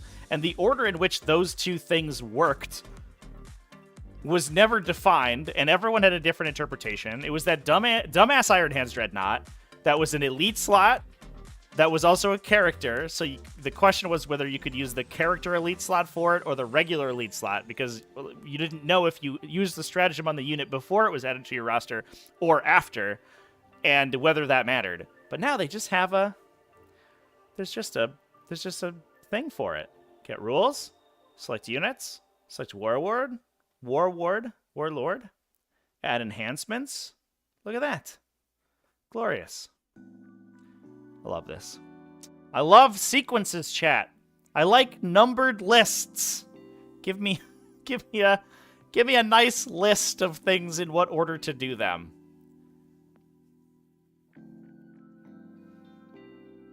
Cool. Also, army list creation rules in the rulebook. Amazing.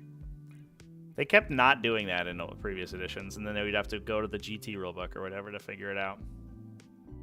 Love that.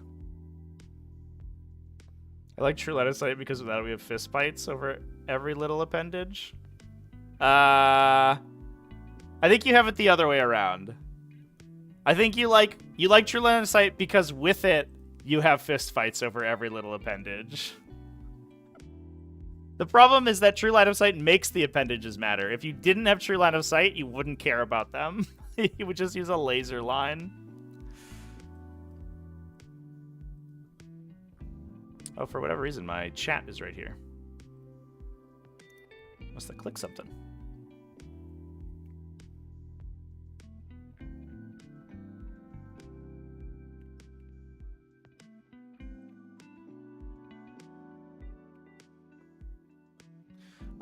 Yeah, I think enhancements are one of the big question marks. I mean, like, honestly, we're talking about all these faction articles and faction identity and army abilities and all this stuff. But, like, even with every army getting one, even with one detachment, we have, like, 20% of the rules that they could possibly be using for each of their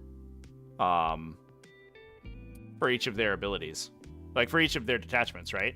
We have one, maybe two stratagems, no enhancements, no data sheets. There's just like so many open questions about exactly how army's going to work. And enhancements are going to be huge, I think.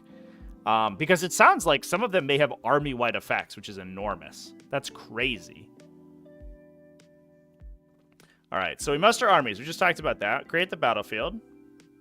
Mission will include details of the size of the battlefield. What? They have board sizes included in the missions, chat? No way. That's unthinkable. Wild. It's assumed you're using guidelines on pages 59 to 52 that we talked about.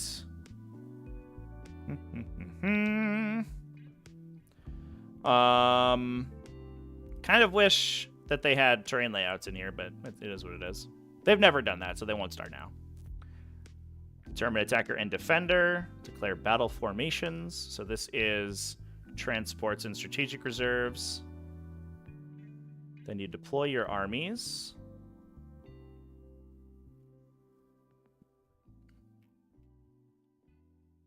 How do you deploy armies?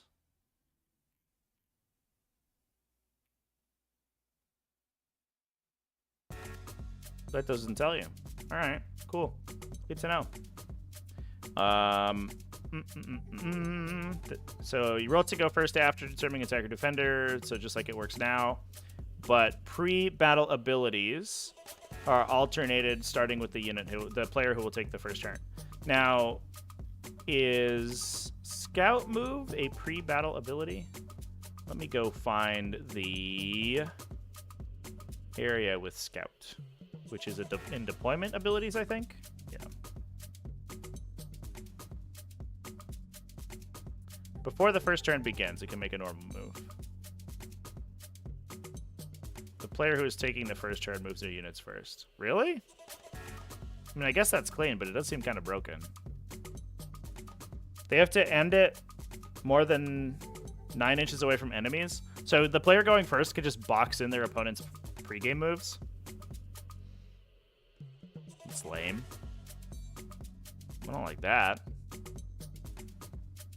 You're just like, you were going to screen me with that unit that moves at the start of the game? No. Fuck you.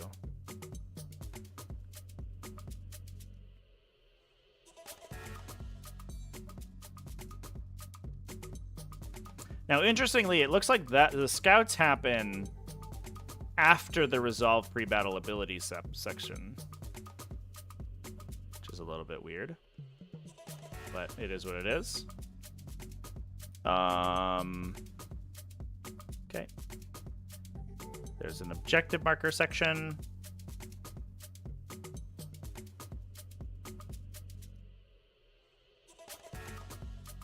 Mission will state where objective markers are located on the battlefield, but they are suggested to use 40 millimeters. It's real funky. You measure from the closest part of them.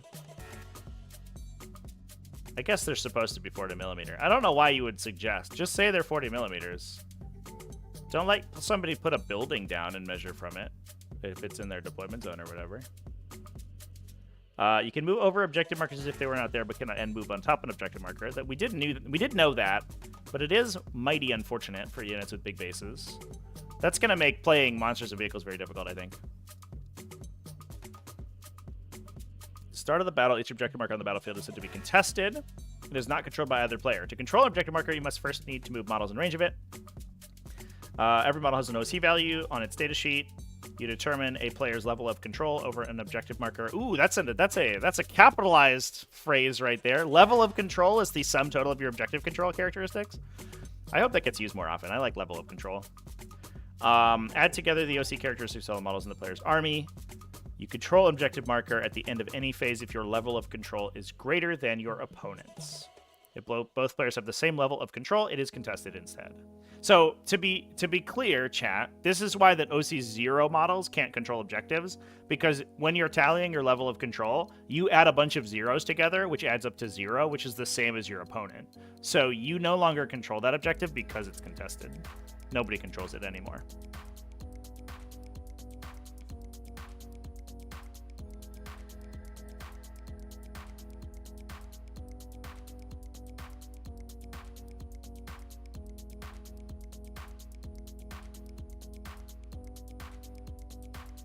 Yeah, I agree, chat.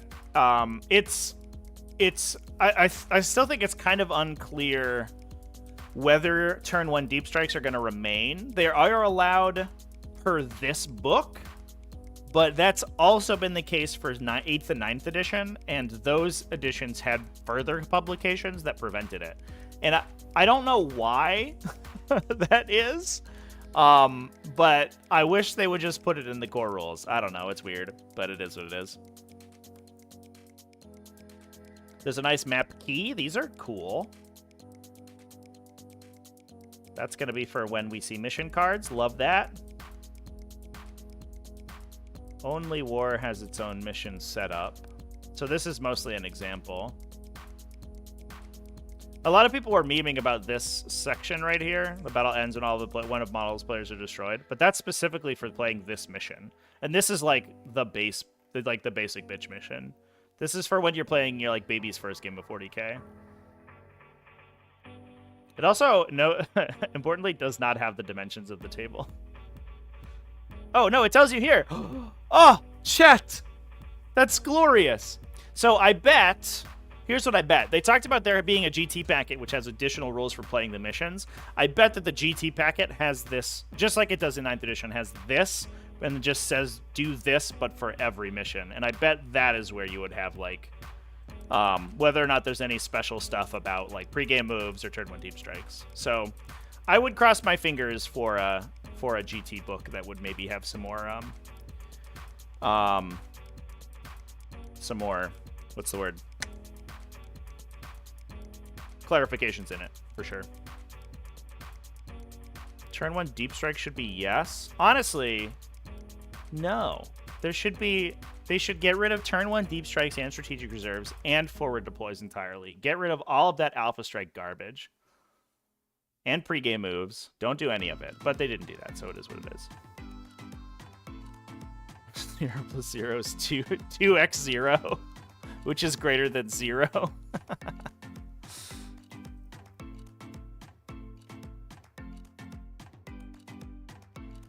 GW is slowly learning how to write clear rules. Yeah, except for the ones that we found today. We found some good ones. That disembarking from transports thing is great.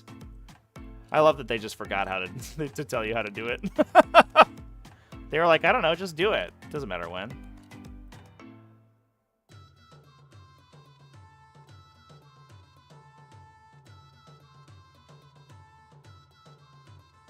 With command phase ambiguity, can you use in the command phase stratagems and enhancements when you control objectives like GSC neophytes before you take battle shock tests? Yes. In fact, I think that is literally the intention. 100%. Yeah, so battle shock, to clarify, battle shock drops off at the start of your command phase. If you're battle shocked, the effect continues until your command phase. There's a section about being battle shocked, right? Yeah, so until the start of your next command phase, so it cycles back from this step all the way back to the next turn and then goes to the start of this step. Then you resolve your normal command phase stuffs. Then you go to battle shock and you retest battle shock. Then you do end of command phase stuff, which is like holding objectives. So if you have effects that trigger specifically in the command phase, with those exact words, in the command phase, they happen in the in this step before you retest battle shock. The GSC neophyte rule occurs in the movement phase? Oh, okay. Well then, no. I guess that's what I get for talking about the core mechanics without looking up the specific. When does reanimation protocols happen? So here's the neophyte rule. A planned generation of the making. No, that is start of command phase. Get out of here, chat. What are you talking about? Oh, the regenerating thing is what you're talking about. That doesn't matter, though, because that only... Oh, yeah, it requires you to control a unit. Okay, sorry. I thought we were talking about the CP thing. All right, I totally misunderstood. Yes, the regeneration thing would occur after you would determine whether you control this objective. But it is reinforcement step, so you can just move another unit to the objective, and then the neophyte hybrids would get more guys. So it's not like perfect, but there's ways to get around it. That's a weird timing, actually. I didn't really consider how weird that is. It's in the reinforcement step. It's also any time in the reinforcement step, which I don't think matters, but it could mean that... When does Overwatch trigger? Hold up. That's end of reinforcement step, right? No. That's when a unit's set up? What the fuck? Hold up. One sec, chat. Where's that stupid stratagem page? God, these interactions are bizarre. Stratagems. Fire Overwatch. In your opponent's movement or charge phase, after a unit is set up, or when an enemy starts a normal advance, fallback, or charge. And it shoots immediately. So you set up a neophyte unit touching an objective, get overwatched, then trigger your reinforcement step effect to just regenerate all the Overwatch effects.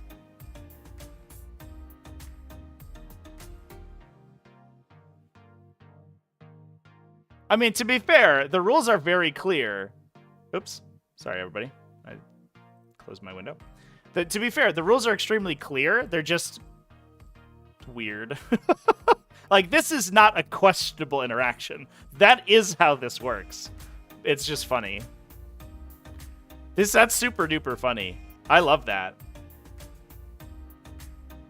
In your reinforcement step.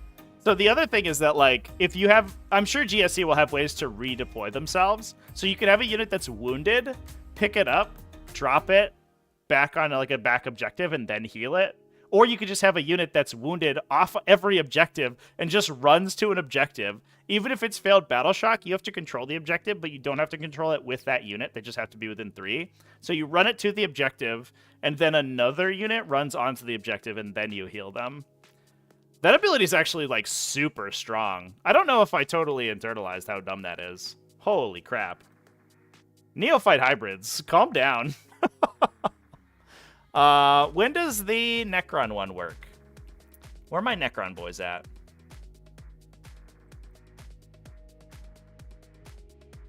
Reanimation protocols, which is command phase, right? End of command phase. So the Necron Warriors get shafted. So the Neophytes one happens reinforcement step after everything's moved. The Necron Warriors one happens before anything moved, but after you determine battle shock. So if the Necron Warriors are the only thing holding the objective and they fail battle shock, they lose their number as Legion because you're no longer within range of an objective marker you control. You're within range of an objective marker that's contested. Whoa. Get wrecked, Necron players. Absolutely stuffed. That's super bizarre.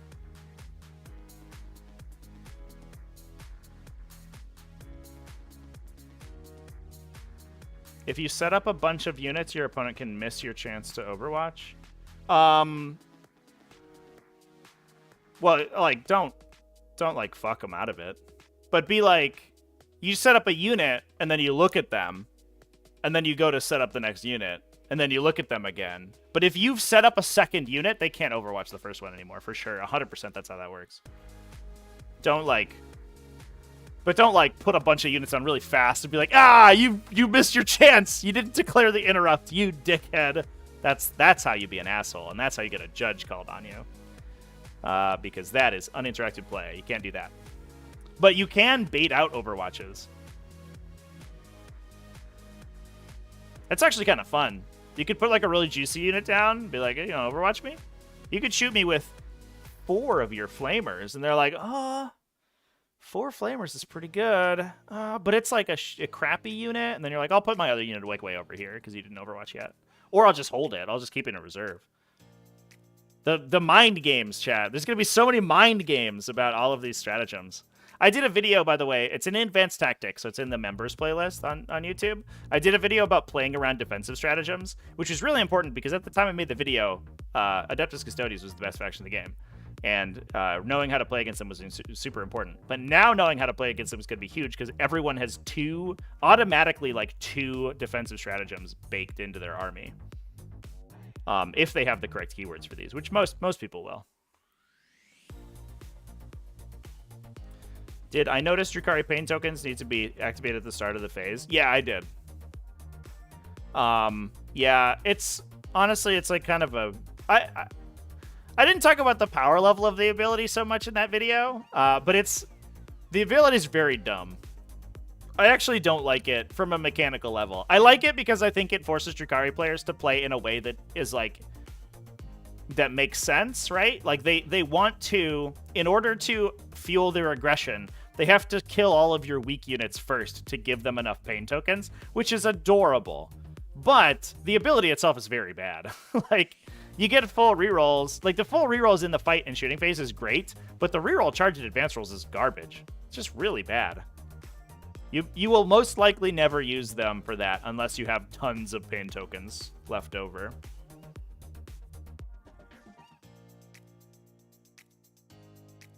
Heroic intervention and rapid ingress got you excited? Yeah, those are going to be interesting. Someone made the very correct interpretation that you can tank shock a heroic intervention, which I was not prepared for. I think because I was assuming that you couldn't use stratagems out of phase, but you definitely can so far, allegedly. You don't count as you don't receive the charge bonus, but you still count as resolving a charge during your charge phase, so tank shock triggers. Oh no, it doesn't actually, because you use it beforehand, right? I guess maybe you don't. No, I think I'm coming back around on that one. No, never mind. I worked it through. Because you have to use this before you charge. You don't use it when you charge. It would trigger if you already had it an effect, but you don't have a timing to do that because the heroic intervention immediately does its thing. Yeah, never mind. Ignore what I said. Somebody made me think about it, and then I thought too hard. Smokescreen is the best strat in the book. I thought it was, but I think so far in this review, we have determined that basically everything will have cover all the time, so the benefit of cover probably isn't that big of a deal.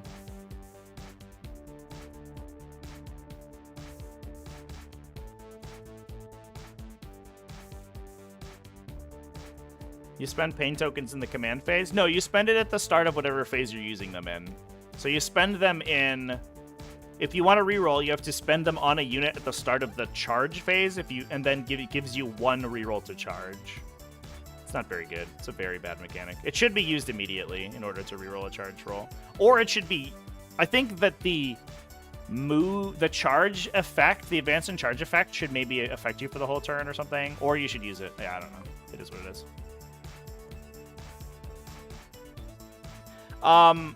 The difference, chat, is that heroic intervention makes it your charge phase. So the thing that we have to wrap our brains around is that in 8th and 9th edition, if a stratagem said it could only be used in a particular phase, it checked whatever phase that was. It checked the actual phase, not the treated phase.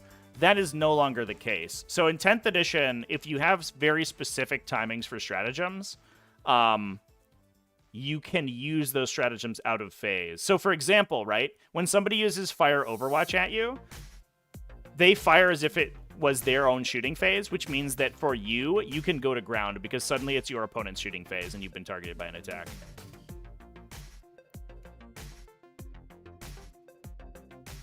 That was not the case in the last 2 editions, but it is now. The weirdness of tank shock is that you have to use tank shock before you charge, and I don't think that there's an open timing for you to do it before you do heroic intervention.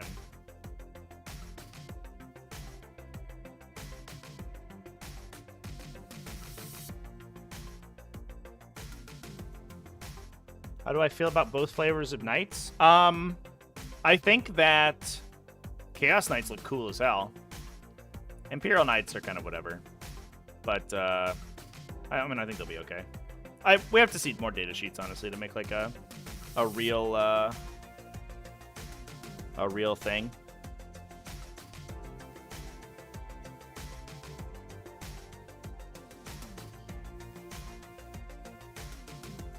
Baneblades have smoke launchers? Hell yeah. Baneblades are also enormous, and there's no chance those things are in cover all the time, though. Because there's no restriction on what can gain cover, and the only requirement for most of the cover is that any part of you is obscured. So, like, you just have it. You're shooting at a Baneblade, and you're like, well, see, my left las cannon is slightly behind this building, so sorry. It actually gives you a situation where if you're not out of line of sight, your model being physically larger actually makes it harder to kill. So what you'd want to do is, like, as soon as your Baneblade is not hiding behind a ruin, it just moves and turns sideways so that its back tread is behind a building, and then suddenly you get cover all the time. It's like a little weird and not very good, but it is what it is. The new Dreadnoughts do not have smoke launchers, is true. Ironclad Dreadnoughts do, right, though? Those things have always smoked. They're big smokers. You stick your barrel in the window? Oh, there's going to be a lot of that, chat. Yeah, you just be like, all right, I'll turn my... like, I lose my last 2 inches of movement to turn my turret, and I'll poke the barrel behind this ruin, so I'll get cover on my whole tank. It's going to be really dumb, but it's how it works, so whatever. There's also, like, there's weirdness where, like, you can be... Like, if you have a unit... Because the ruin checks true line of sight... Let's go back to the ruin section. Shit, where was I? Because the ruin checks true line of sight, there's going to be instances where you have a model that is not within the area of the ruin, or that is within the area of the ruin, but that still has it block their line of sight. So let's say, for example, right, we have, like, this building. Or I guess, no, maybe that doesn't work. Is that how that...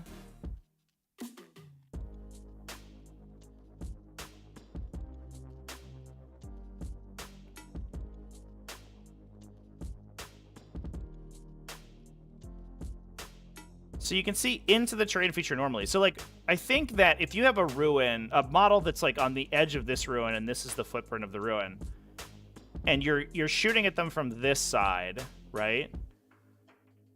But part of them sticks out back here. Does the ruin block line of sight to this part of them so that you then get cover?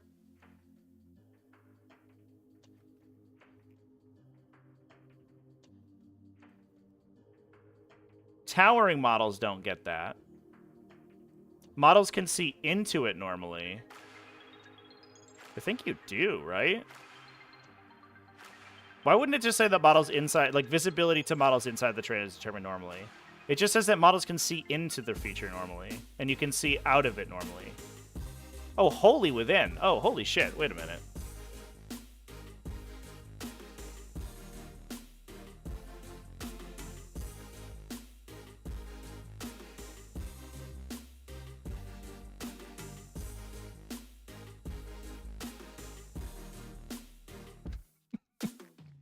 I'm trying to wrap my head around this rule. This is very confusing.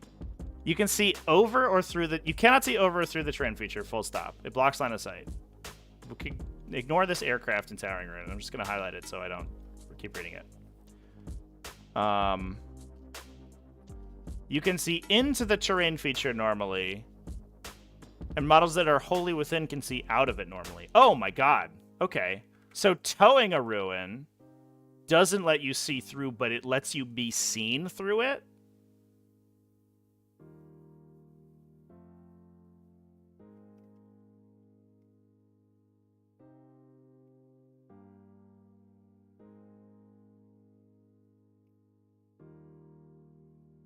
God, this is the most confusing rule I've ever read in my fucking life.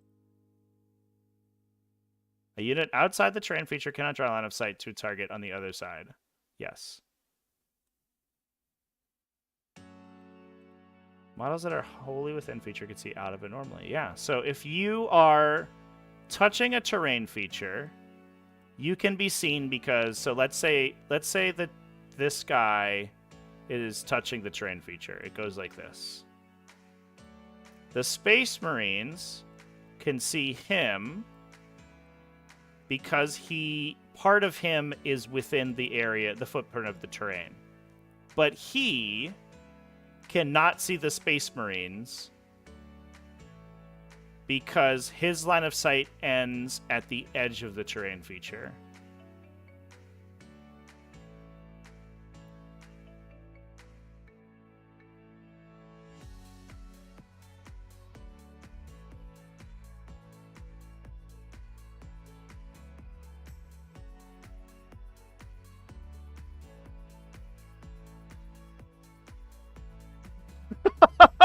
I want to cry.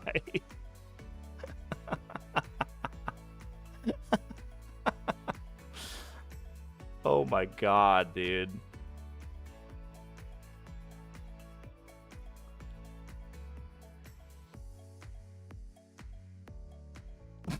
How did I love that I missed that. I just glossed right over that the first time. Models can see in normally. Models wholly within can see out normally. Holy shit. Wild. Wild. I mean, yeah, it's clean, but the interaction is bizarre. But let's pretend for a moment, right? This is gone. There's this little protrusion doesn't exist, and this is just the base. And this dude is towing in, right? He cannot see out. He can be seen in, but even though he's not wholly within the terrain, he gets cover. Was the point that I was trying to make earlier. Because while enemies can see into the terrain, visibility is still not determined normally. So the rest of his base is obscured by the terrain feature. And to make matters worse, because that's determined by true line of sight, so like this is the only portion of his base that is inside. I hope that my red scribbling on the screen is actually makes sense at all. Because that's determined by true line of sight, not by bases. Even if he was like even if he was a monster, right? Not a unit that would get cover being wholly within, and he stuck out a little bit. Actually, does that matter? Your keywords don't matter. Okay, yeah, so it doesn't matter. As long as his whole base is in the terrain, he gets cover, period. But even if he was not wholly within the terrain, but his model poked out a little bit, he would get cover because the part of his model at the end is not visible to the target, so that he is then not fully visible.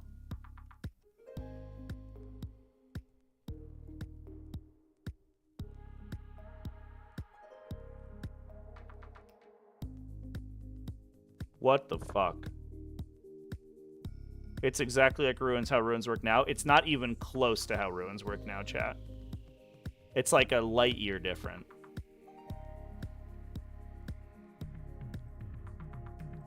A vehicle that's big that can't possibly be wholly inside is RIP. Well, not entirely. I guess, yeah, basically. It can't see through it, but it can get cover really easily, so that's something. Think it'll feel good in practice? I think that this is a recipe for negative play experiences. Are you kidding me? Are you kidding me?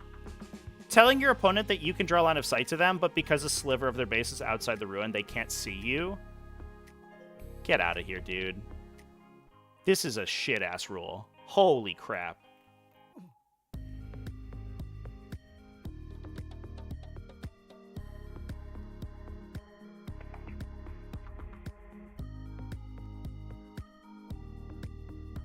Yeah, so if you're towing, you don't see out of it, but you get seen. You can see around it. But let's say, like, there's going to be situations, right, where there's, like, a big ruin. Oh, God, what did I do there? There's a big ruin, that has a huge base. Let's see, this ruin has a huge base. And you're a big monster or vehicle, and you can't fit your base where it doesn't go over the terrain feature, like the vertical elements, because you can't stand on top of those. You can never draw line of sight through this terrain piece. So if you have like a big brick, like it's a big brick and it has a big building in the middle, and your base is longer than this distance, you can never see through that terrain piece. Right? Unless the target is inside it, I should say.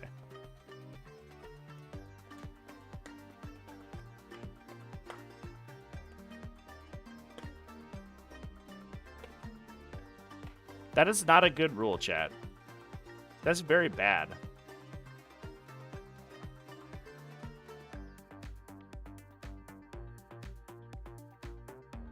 If you're towing but half of you are out, you cannot use true line of sight? Yes.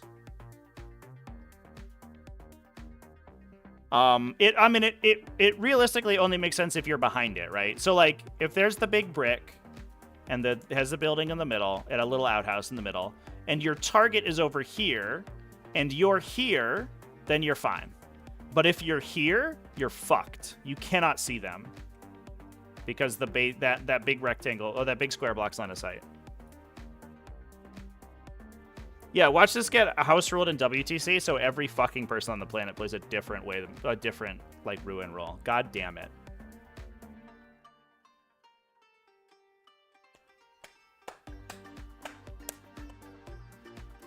Amazing.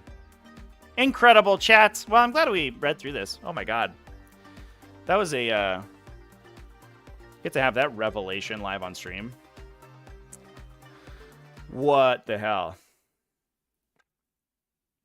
And then the people are going to be like, this is why we should just use true line of sight for everything. Because when you add true line of sight rules on top of it, it just gets more complicated. No, it doesn't. It's because Games Workshop wrote a bad rule.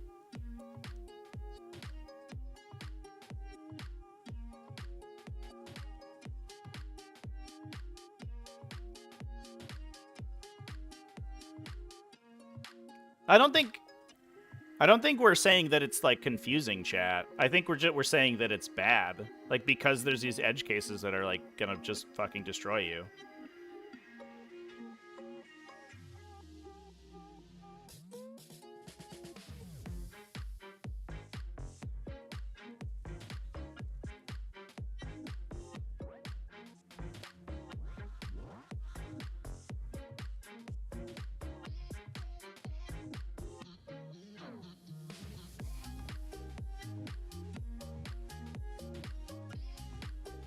I mean, also, it could very well be calculated.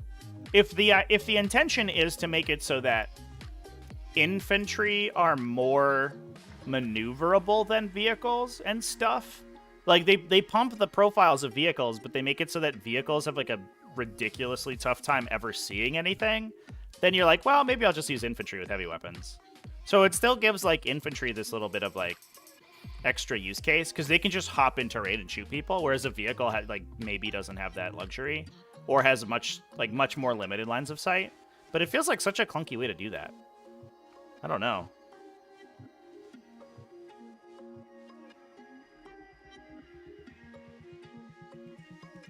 I wonder if this is a mistake. Honestly. I could see that getting FAQ'd in the day, like getting a day one FAQ. It's only because of this wholly within clause here, right?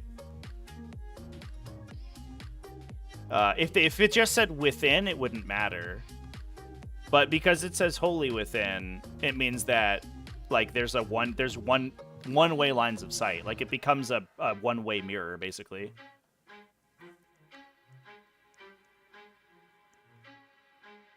It is the newbie gacha of the century for sure. Yeah, like imagine like you have a new player and there's a big ruin.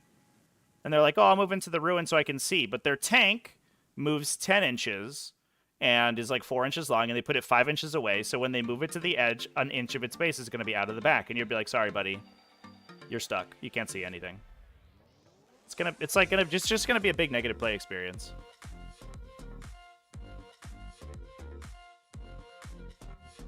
Yeah, that needs like a day one errata for sure. I can't. I could maybe like twist my reasoning into a weird pretzel that makes this kind of like wording make sense, like why they would write it. But I so don't agree with it that I feel like I hope it's a mistake and it gets a day one errata. Get the second and 25mm bases. Like 40mm bases will be fine. It's the big stuff that really like gets hammered. Once you're 60mm or over, it starts getting really awkward for sure.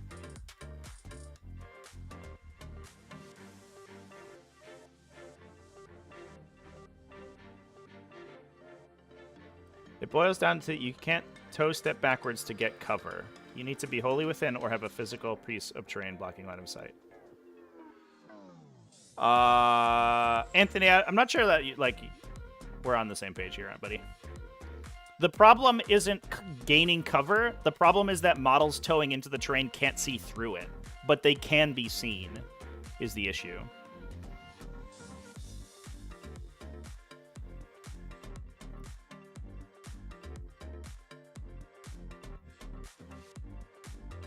The issue is that it creates a situation where line of sight can be, where it's either in some situations it's impossible to get line of sight through your own terrain feature, and it creates one-way line of sight where your opponent can always see you and you can never see them, and that's really problematic. All right, here's what we're gonna do, chat. I'm gonna start. Let's grab a white. I'm gonna make a. Actually, here's what we're gonna do. Real talk. We're gonna do this live. I've got to wrap up here in a little bit because I have some stuff to go to. I have some other work to do, but I'm gonna pop up in my tabletop simulator. Here's what we're gonna do. We're gonna TTS this garbage, and I'm going to not show everyone my chat and stuff. I'll just go to my. All right, everybody. Tabletop simulator, go. Go. Go. One sec. He's cooking up something. There it is.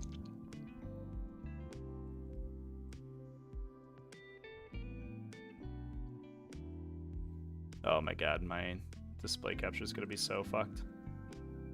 Give me a moment to rejigger. I'm going to have to like rebuild my entire setup here for the next time. That's okay. It's all worth it. You guys are worth it. All right, we're in TTS. We're going to make a single player game. We're going to make... I'm going to grab a US Open format map. So let's grab a last season T5S2 map. Here we go. So here's US Open format. There's big fuck off bricks of line of sight blocking. So these things are ruins, these brown bricks right here. So in 9th edition, they're obscuring, so you can't see through them. And then we're going to grab a list. Here's a random list that I played. Oh, this is like an old released Tyranid list with 1,000 fucking warriors in it. Perfect. So we have this Exocrine here, right? In 9th edition, this blocks line of sight. So if he has a target, he has this Watchmaster over here on one side. This Exocrine is trying to shoot at this Watchmaster, but he can't because neither of them are in this terrain feature, so line of sight is blocked. That's how it works in 9th edition, right? If this guy's in the terrain feature, they can see each other. If he's out but this guy's in, they can see each other. If they're both in, they can see each other, right? But if they're both out, you can't, okay? That's how it works in 9th edition 40k. In 10th edition 40k,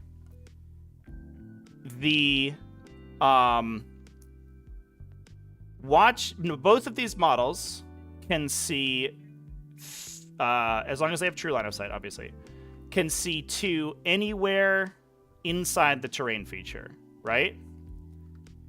So if this Exocrine is towing inside, he can be seen by the Watchmaster. However, The exocrine's line of sight only extends past the edge of the terrain feature if it is wholly within it. Right? Because you only determine visibility normally if you are wholly within the terrain feature. So if the exocrine is standing here and the Watchmaster is outside the terrain, the exocrine cannot see the Watchmaster because his line of sight stops at the end of the terrain, but because he's at least part of his base is inside, the Watchmaster can determine visibility to that part of the base and they can shoot the exocrine. Does that make sense to everyone?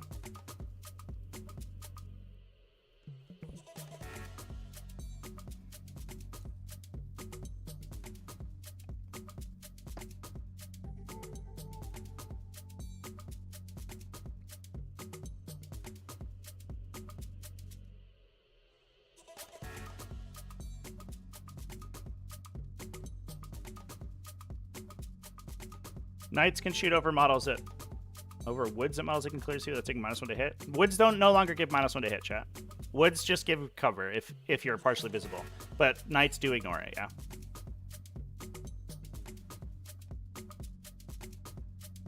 Can I describe it with logic gates? I don't even know what that means.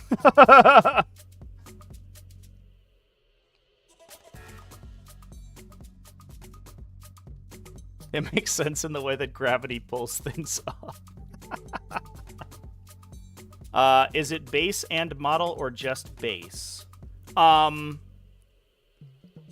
It is just so determining fucking true line of sight, chat. Determining line of sight is always to any part of model including base. Determining whether you are wholly within the terrain, because that's a measurement, only uses base. So, for example, this is where I was originally trying to get at, right? This exocrine is wholly within the terrain, like this. This doesn't. This is just a hypothetical. This doesn't really actually matter because of how the terrain rules work. He's wholly within the terrain, but he's partially obscured because part of the model is outside of the terrain. Does that make sense? Because visibility and measurement are determined differently. So right now he's wholly within the ruin and can see through, but part of him's outside. That would normally that doesn't do anything though, because being partially outside gives you cover, but you already get cover for being wholly within. So I'm not really sure what that means. If there's something else that cares about partial visibility, then it would make sense, but that would require like a special rule or something. Oh, Anthony, I've gotten you around. Yeah. The issue is not cover. The cover rules are very clear. The issue is that the line of sight rules are fucked beyond relief.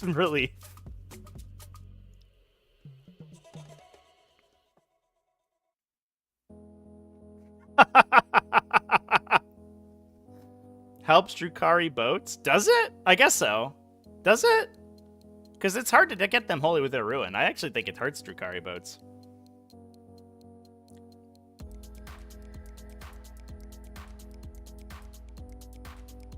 The ruin and footprint are separate. I don't know what that means, chap. The terrain feature and its footprint.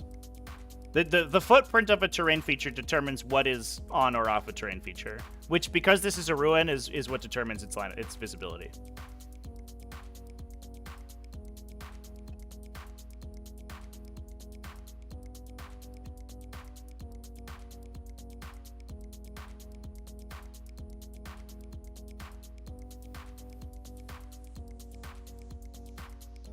Yeah, at least they'll have cover. Yeah, so that's the other weird thing, right?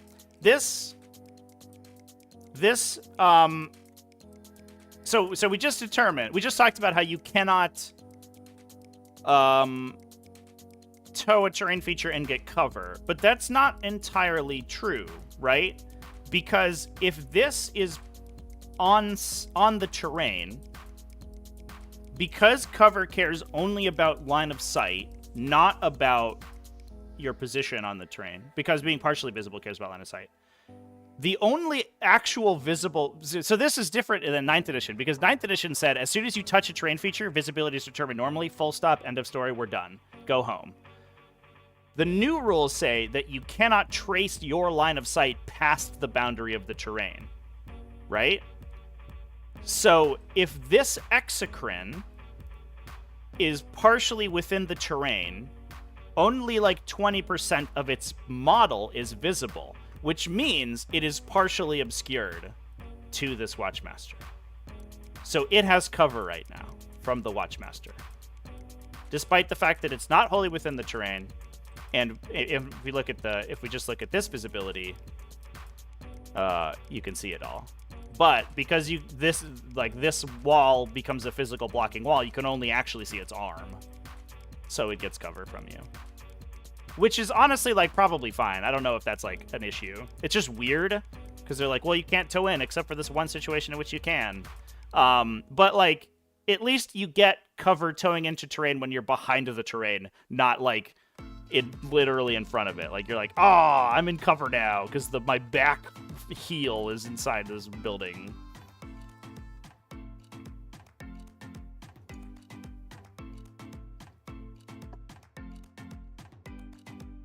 Oh, yeah, that's true. We haven't defined what kind of... Maybe this is a forest, and then because this guy's partially invisible because of the forest, he'll get cover. There you go.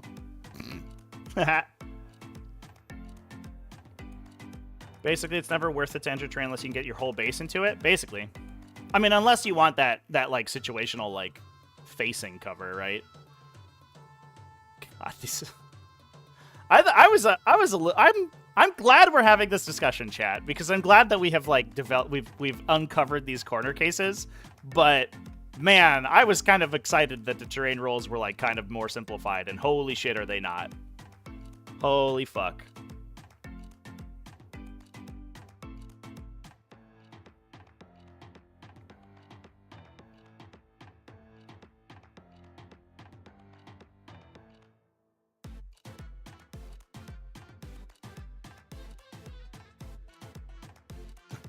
Solved 10th edition. Ah! Ah!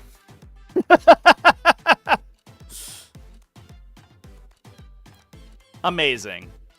Truly incredible rules, chat. Yeah, so I think that, like I said before, I think that this instance of holy right here is a typo. And I sure fucking hope to God it is. Because if you remove that single word, it works almost exactly like 9th edition terrain.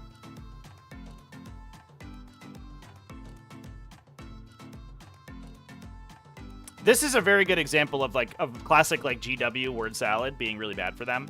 Like everyone's like, wow, 40k is so complicated and the rulebooks are so long. Even though 40k is a lot of times not a mechanically complex game. And part of it is that, like, literally, they say models cannot see over this terrain feature. A unit outside cannot draw a line of sight to a unit on the other side. Models can see into, and models can see out of. So they say the same thing 4 times, except every time they word it slightly differently, and eventually one of those wordings breaks. You could literally just say this. I mean, maybe the first 2 sentences. You just say you can't trace your line of sight over two sides of this terrain feature. Done. Literally, that's all you have to say. And instead, they worded it 4 times, and one of those wordings was broken. Yeah, just get rid of holy. Chat. If I make a video about this, I'm gonna get so many downvotes. But I feel like I have to. Because I feel like this has to be repaired before this, like, before the first big tournament, right? Everyone's gonna hate me.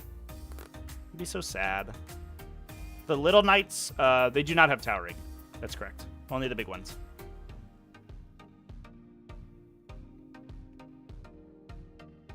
Yeah, that's Anthony. That's what I was saying earlier. Is that like the logic pretzel is that you be like, well, we made big vehicle is really powerful. So to balance it, we have it basically impossible for them to see through ruins. And, like, that's the contortion. But it's almost exactly like the 2-inch engagement range from 9th edition, right? Like the 1 month where you could engage 2 inches if you went through a ruin.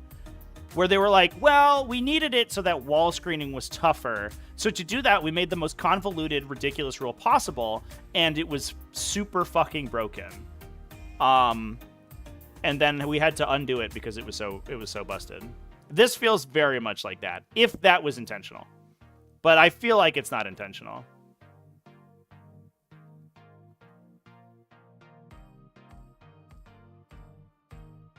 All right. Better, Ed, you guys will bring the likes. All right. So we need at least 148 likes on that video. Please, thank you. Holy is a watermark to catch leakers. That is, that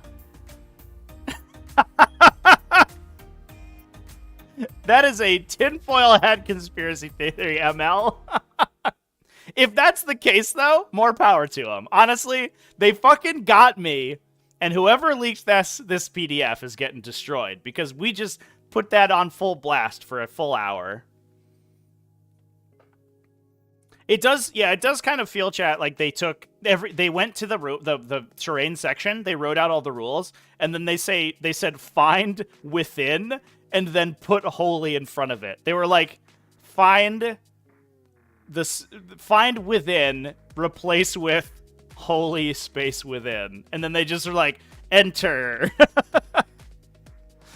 And I think that is a problem. They just missed one of them that they shouldn't have added that holy into.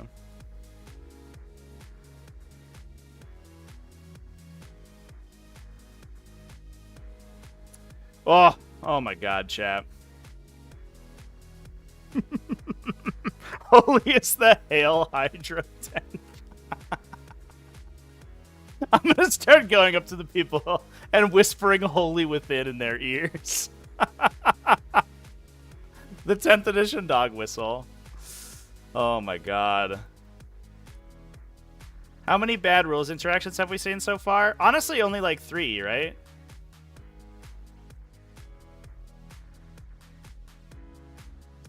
I think I don't entirely disagree with the holy within to get cover when you're in full line of sight, because cover is so easy to get from anything that's not an area terrain. Making it difficult for area terrain to do it is fine, and it makes like more thematic sense. Honestly, that's a change that like a lot of games make eventually.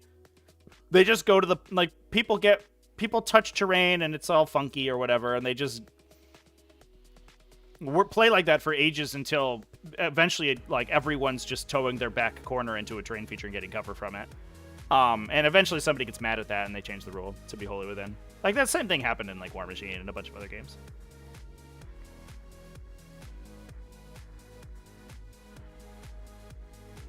Yeah, I think it's being holy within an area on the table is one thing. Being wholly within a range of another unit is much more difficult, though. That was one of the reasons I never... like, one of my gripes with Age of Sigmar is that a lot of their command phase abilities that occur before you move anything require units to be wholly within distance of each other, which means that you now have to measure... First of all, you have to measure over models, not to models, which already makes it more difficult. Then you have to measure to like 30 entities on the table, right? So instead of measuring like, I'm going to measure from my guy who has an aura to one model of my unit who is within the aura, done. You have to measure to every one of the models in the aura. And you have to maintain that distance for an entire round while movements are happening. And for it to be persistent to the next round. And it's like, it's hard to explain to people how conceptually more difficult it is than just measuring within, but it's like, I don't know, it's different. It's definitely tougher. Old World, it's where it's at. I'm just gonna go play Breachstorm and Speed Freaks for the next 3 years, chat. I don't know.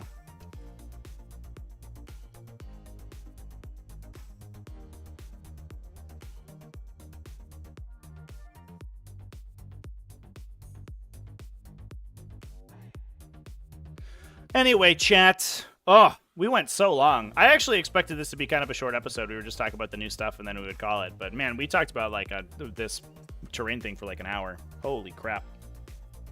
Movement in Legion is much quicker.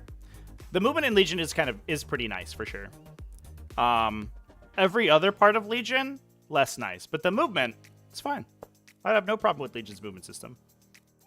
The problem for GW is that they don't want to like... I think the units are too big is the problem. In 40k, you're like a minimum of 10 models, whereas Legion, you have like 6. The weird part is the shatter point movement for units, because they just move independently and then take damage together, which is very weird. You just go, it's like walk 2 separate directions, except one guy will take shots for the other guy. What? Very bizarre. But it is what it is. Mechanics are weird, chat. A tabletop game will never be a perfect representation of a battle on the battlefield, and that's okay. And honestly, that's how it should be. Because if we were going to make a perfectly simulatory game, it would be the most boring goddamn game in the world. And no one would play it. So we want a game that people play because they have fun with it. And one way to not have fun with it is to have chicanerous line of sight rules where you have to determine whether or not one iota of your model is touching a piece of terrain. Bigger models move further because they have bigger bases. Yeah, but it's like kind of fine. I think once you get used to it, it's okay. And also, like, bigger models, generally speaking, move farther in other games anyway. And if they don't, you can make them, you can artificially shorten their movement. Like, there are very few big models that have the long distance movement in Legion. Most of them move very small. That's how it works for MCP too. A lot of the large, like, because the movement system's the same, a lot of the larger based characters have shorter movement sticks so that they still cross the same distance as a longer move character on a smaller base, but they use a smaller stick to do it. It's just kind of whatever. Anyway, chat, I'm gonna go ahead and call it. Thanks everyone for coming and watching. Oh my god, has this been an episode? Oh, hot damn! We laughed, we cried, we found loopholes. I will be live as often as I can playing Speed Freaks because I'm addicted and I have a problem. I needed intervention. So please come hang out with me on Twitch. If you haven't been playing Speed Freaks, then come to the Discord and we will show you the way. It's the greatest game ever made. And I will talk to you later. I don't have anything else to say, I think. That was all of my scheduled stuff. It's just Speed Freaks for days. Anthony, thank you for subscribing. Goodbye, everyone. I'll see you later. And cheers. Play the healer. Also play Wreck-A-Truck Squig Buggies because they're great.